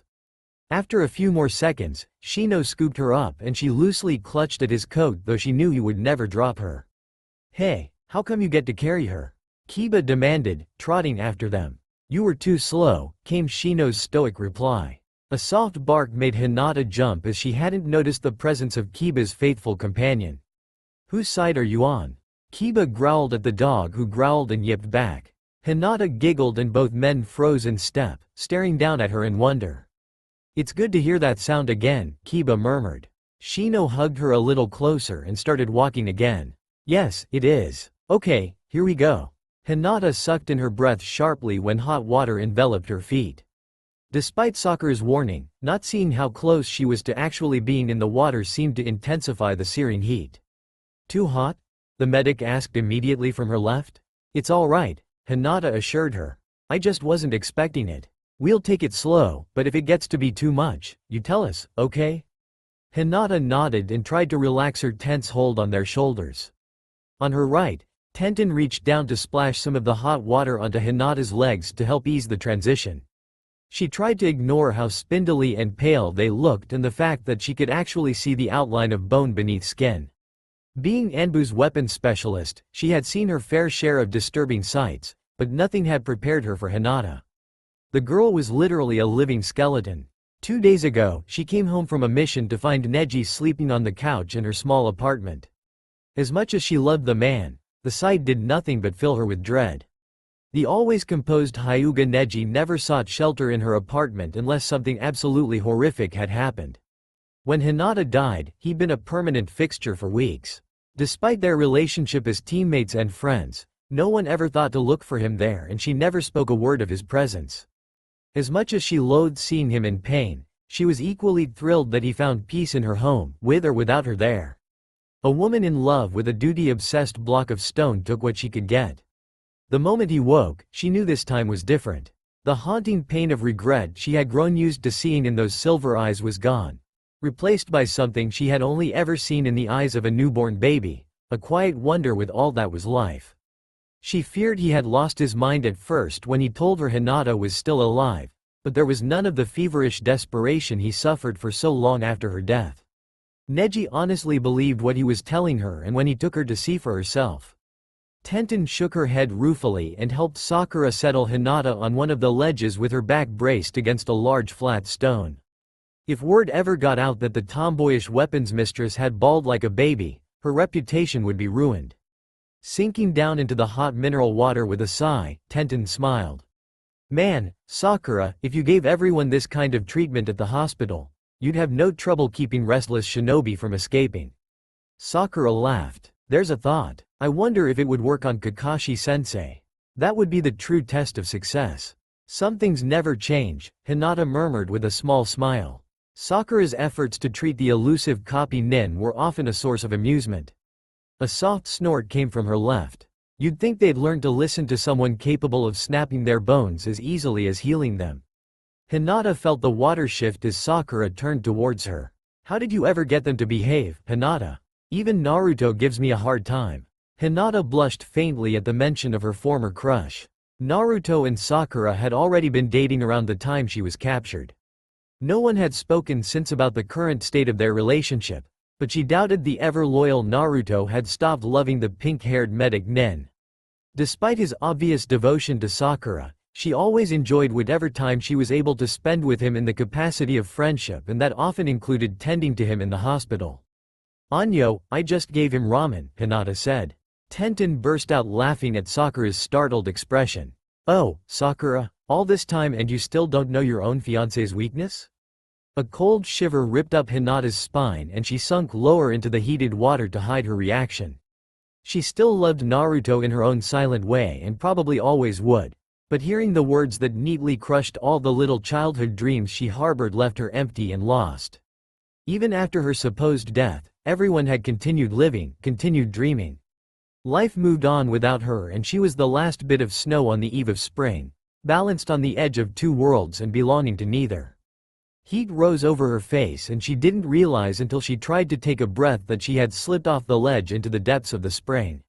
Before she could panic, hands grabbed each of her arms and pulled her above the surface. Coughs racked her body as her lungs forced out the unwelcome fluid and tried to suck in life-giving air. Only when the coughing subsided did she feel the hands soothingly rubbing her back. You really gave us a scare there, Hinata, Tenten said, her voice thick with worry. Gomen, Hinata rasped. I just slipped. Tenten and Sakura exchanged glances over her bowed head. How about we get started on those exercises now, Sakura suggested. I know Kiba and Shino reserved your garden time today, so the sooner we get through them, the sooner you can get back. Akamaru tends to chew on things when he gets restless. Hinata smiled faintly and nodded her head. Life moved on without her, but maybe it would wait for her to catch up. What's your game, Sasuke? Naruto murmured, gazing over the pile of rubble. The ninkin beside him poked its nose in whatever crevice it could find with a muffled growl of frustration. Kakashi's whole pack was working over the debris, but none of them had been able to pick up anything useful. Even he could smell the old blood buried beneath the wreckage that had once been Orochimaru's hideout, but they had no means of identifying any of the bodies below. We aren't going to find anything here, he said to the dog and started picking his way over the mound to the rendezvous point. He assumed it had once been the entrance as there appeared to be foundation pillars spaced equally apart. Whoever blew the fortress made certain no one would ever be going in or out of it again. Slumping down at the base of a tree, Naruto absently scratched the ears of his temporary canine partner. Assuming Sasuke was the one who blew the compound, either Orochimaru wasn't here or he's dead, Naruto mused aloud. But we have no real way of knowing if he is dead, so that doesn't help at all. Why would Sasuke bother with blowing the place anyway? The dog huffed and bumped its head against his hand to remind him that he can scratch and think at the same time. Obviously there's something in there he didn't want anyone to see. Shino would have been a better choice for this mission. His bugs could have gotten down under all that rock, he sighed, dropping his hand onto his knee. Having lost his attention, the ninkin trotted away and started snuffling around in hopes of finding something of interest. It had been months since anyone was here last, and the rain had removed most scents, making it nearly impossible to track anything. Black nostrils flared when they caught a whiff of something that didn't belong in the forest. Following it to one large tree, the ninkin lifted its head and barked at the pensive blonde. Naruto's head snapped around to stare at the hound. Find something? It barked again and nosed around the base of the tree. Kneeling beside him, Naruto stared hard at the ground, trying to pick up on what the ninkin obviously did. Grass, dirt, rocks, bark, hair, ant, leaf, weight, hair. Tucked low against the base of the tree, caught in the rough grasp of the bark was a long thread of black hair. Naruto instinctively reached for it and then halted. Touching it could muddle the scent. "Oi, go get the others," he told the dog. As silent as any shinobi, the ninkin dashed off, leaving Naruto to stare at the misplaced thread. "Find something, Naruto?" Kakashi's voice called him out of his quiet contemplation not 5 seconds later. "There's a long hair caught on the base of this tree." He turned to look up. "I think it might be Hinata's, but I didn't want to mess with the scent." The rest of the ninkin crowded around the tree, pushing Naruto out of the way. "Hey, hey, hey. Watch the shoes," he scolded, dancing out of the way. Amusement flickered through Kakashi's eye as Naruto finally settled to standing beside him. "Did you find anything?" the future Hokage asked. "The rubble is sealed tight. Only way to get in would be to dig, and we wouldn't even know where to start." "You thinking what I'm thinking?" "Maybe," Kakashi said. Naruto crossed his arms and huffed. "Humor me." Kakashi smirked behind his mask. Sasuke always was good at covering his tracks. He probably didn't want anyone to know he took Hinata with him. Assuming they were here. Orochimaru has a dozen of these compounds all over the place. It could have been any one of them. This one is the closest to sound. Orochimaru likes to keep close to his seat of power. "Oi, Kakashi." The two men looked down at the little pug sitting at their feet. The small ninkin held up his paw with the long thread of black hair. "It's Hinata's. We all agree." Naruto leaned down to take the thread from Pakun. With intense concentration, he carefully wound it around his finger and tucked it securely into his pocket, uncaring of the eyes that watched. "We know where he started and we know where he ended up. So where did he go in between and where is he now?" Kakashi's dark eyes softened with pride. Naruto had changed a great deal over the years from the loudmouth hyperactive ninja he used to be. He was still loud and he was still hyper too. But Naruto possessed a grave maturity few could maintain under extreme emotional stress. All of Hinata's friends had been seriously shaken by her presumed death, and Naruto was not the least among them. His former student was the one who found Hinata's charred remains and brought them back to Konoha. The future Hokage never spoke about the incident, but Kakashi knew from personal experience that a part of his soul had been hollowed out. Naruto, being Naruto, coped with the loss the only way he knew how. He put a sunny grin on his face, pulled everyone else up off their knees, and reminded them that the last thing Hinata would ever want is for them to be miserable on her account. Then he would go home every night and cry himself to sleep until the pain became just another numb memory. Hinata's return ripped open tender wounds, and there was not a one among them that would stand by to see anything like this happen to her again. If Sasuke's unknown intentions brought any harm to the former heiress, there would be hell to pay, and Naruto would be among the first to deliver it. Sasuke and Naruto always did have one of those, "I beat the crap out of you because I love you," friendships. Considering Hinata's condition, he couldn't have gone far, Kakashi mused. "There's a small village a few miles west of here that would be a good place to start with." "Let's go," Naruto said, jumping up into the trees. Kakashi looked down at his pack of ninkin and raised a brow. "I guess we're good for now. Want to send the Hokage a message?" Pakun asked. "Not yet." Kakashi turned away. "I'd like to have some good news for her first." An hour later, Naruto stood in a small room empty of all except the worn futon folded up in the corner. The village was indeed small and had no inn to speak of, but the locals pointed them to the little house just on the outskirts where an old mute woman rented out her spare room to travelers. The woman was reluctant to tell them anything, not that she actually could. He spent 15 minutes just describing Hinata and Sasuke to her and got nothing more than a calculated stare. Finally he just asked if he could see the spare room. Sasuke was getting too good at hiding his tracks. There was nothing to hint at him ever having been there, but it was exactly the kind of place the man would hole up in if he had an invalid to care for. The house was secluded from the rest of the village so no one would have seen him come or go, and the spare room had a window exit right into the forest beyond. But without any real evidence to prove that both Sasuke and Hinata had been here, they would have to consider searching elsewhere. With a weary sigh, Naruto turned to step out of the room and froze at the wrinkled old eyes watching him, weighing him like he was a pound of flour. I just want to know how he treated her, he told the old woman. Was he good to her? Did he ever hurt her? She just stared silently at him as if she hadn't even heard a word he said. With another frustrated sigh, Naruto turned and walked out of the house to rejoin Kakashi. The woman followed him as far as the porch, watching him with those silent knowing eyes. After a few steps, Naruto paused to look back at her. She's home with her family now, if you were wondering, he said. It was faint, so faint he would never have even noticed it if he weren't used to seeing underneath the underneath. Turning his back on her once more, Naruto strode into the woods to find Kakashi, the image of the tiniest smile on dry leather lips emblazoned in his mind. They were here, he said as soon as he spotted the copy nin standing before a splintered tree. I thought as much, Kakashi murmured, eyeing the handiwork of his missing former student. He trained here. Naruto glanced around the small glade, taking in the evidence of ninjutsu attacks on the terrain. He must have gotten pretty restless waiting for her to recover enough for travel. Patience never was his strong suit. Yours neither. Naruto scowled at the jibe. Did you get anything out of the old woman? Running a hand through his messy hair, Naruto sighed. She smiled. One dark eye looked at him quizzically. When I told her Hinata was safe with her family, she smiled. It was so slight I almost didn't catch it. Naruto stared at the ground for a moment before raising sapphire eyes to his former sensei. I think she knows something we don't.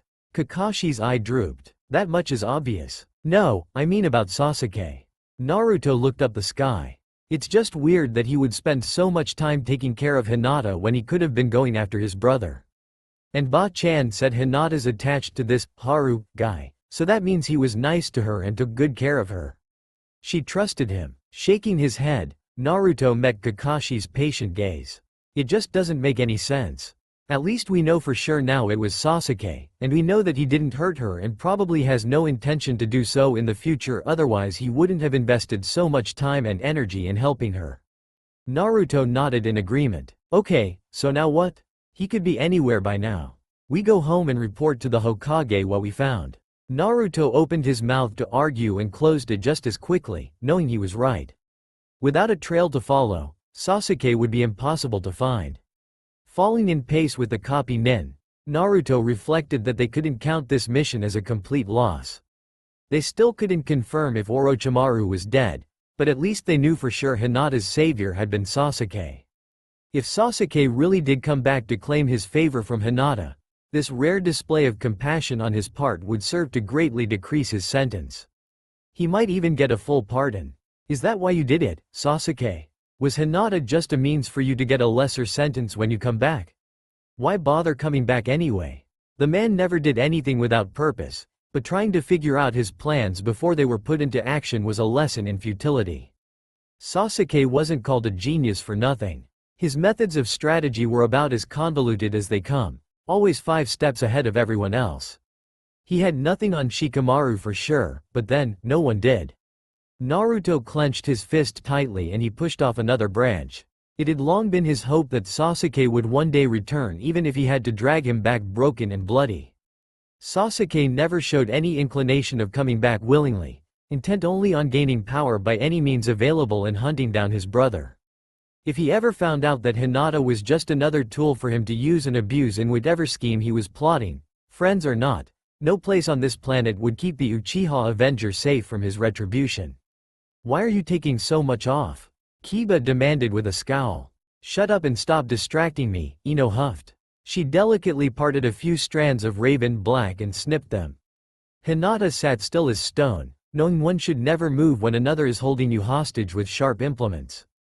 In this case it was Ino with a pair of scissors. Are you sure you know what you're doing?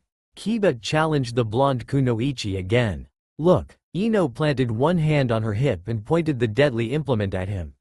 "If you don't shut your yap, I'm going to come over there and take a few inches off the top of you.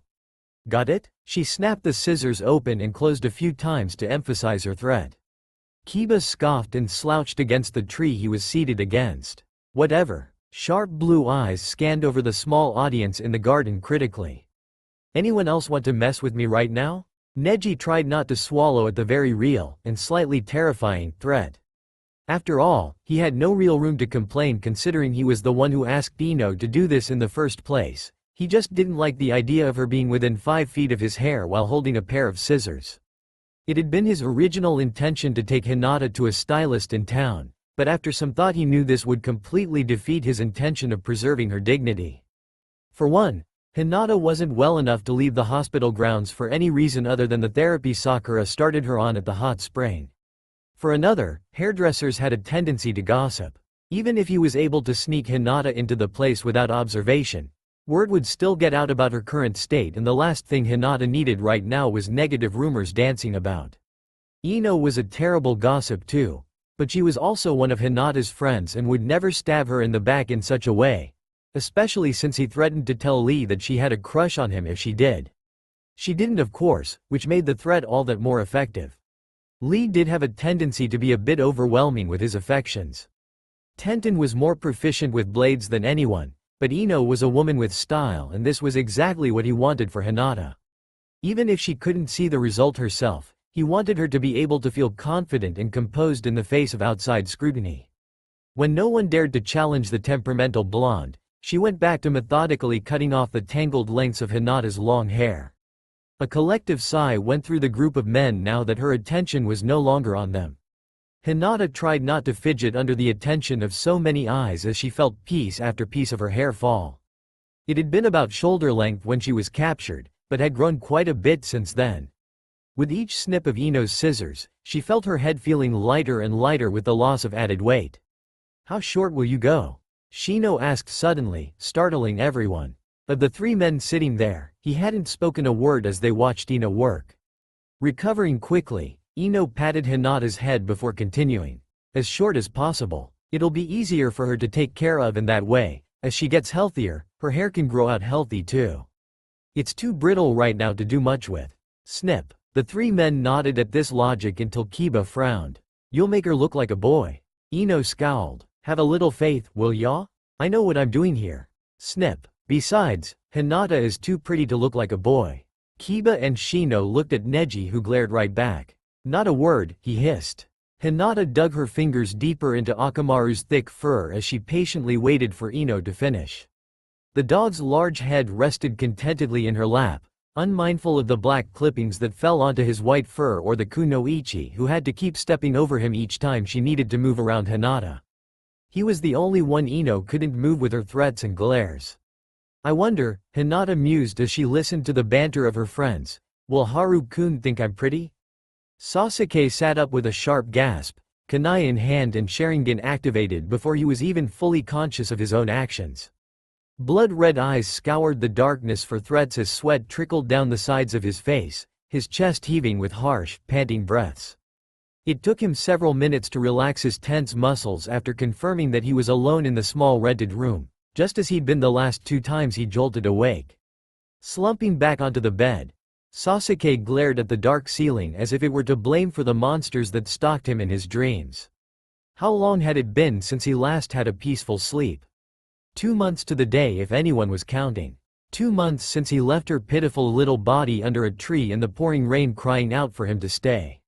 2 months since he last held her soft curves against his hard lean length. 2 nightmare-ridden months since he last shared her gentle warmth and breathed the sweet herbal scent that clung to her ivory skin. How did he ever live so long without it? The woman was a plague, a siren calling him to his demise. No good could come from anything that distracted his focus so completely. And yet, it was her absence that drove him back to the madness that governed his existence. If she were here beside him, his demons would remain silent and he would be able to rest. How could a creature so weak and frail possess such power? With a frustrated groan, Sasuke threw the musty blankets aside and stalked to the window. For weeks he'd been steadily stalking his brother's movements and finally Finally, he had found him. No doubt Itachi was aware of how close he was despite his precautions to hide his presence, and yet neither of them had tried to approach the other. Obviously Itachi was waiting for him to make the first move, and Sasuke wasn't sure what held him back now. This was the moment he dreamed of nearly all his life. He had shed every attachment and the blood of his friends to get here, and now he hesitated. Why? What's a little more blood on my hands? She'll never look at me the same way again, regardless of what happens now. I wonder, did she cry when they told her who really helped her? Snorting at his reflection, Sasuke turned away from the window and started packing up his few provisions, trying not to think about what really bothered him. Before Hinata, the path had been clear right up until the moment he ripped the life from his brother's body. Before Hinata, it didn't matter if he died in the process.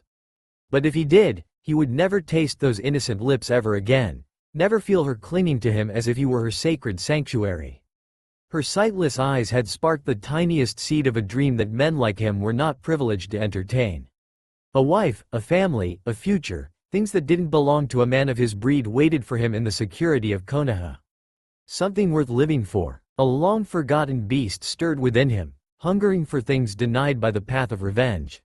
She had awakened it with her vulnerable strength and innocent trust, and the longer he stayed apart from her, the more restless the beast became. She was only supposed to be a means to an end, a tool to accomplish his final goal, but each passing day forced him to face the fact that he honestly wanted her. He wanted to be warm again at night, to find rest from his demons, to be seen once more as a savior and not a harbinger of death.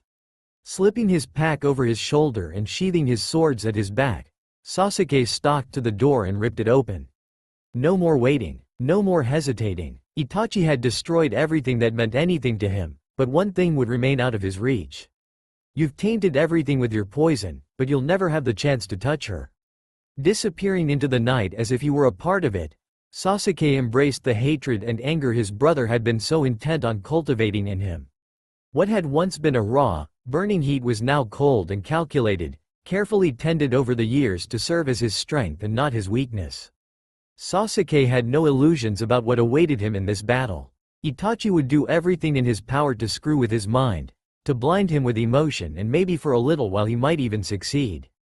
The path of revenge had filled him with black loathing for the man he once idolized and longed to become. Those few memories of the love he once held for his older brother were buried deep within a mountain of pain, waiting to be unearthed and bring him to his knees. But a small light glowed upon the top of that mountain, silver and lavender, soothing and warm, holding the all-encompassing darkness at bay with surprising ease. His sunny place. Crimson jewels glinted back at him through the darkness, expectant, indifferent. Sasuke didn't even slow his pace as he dropped his pack on the ground and reached for the sword at his back. There would be no long drawn-out speeches between them, no hesitation and no pre-battle taunts. He had only one thing left to say to this monster. Die. That's all for now. If you enjoy, then please like, share and do comments.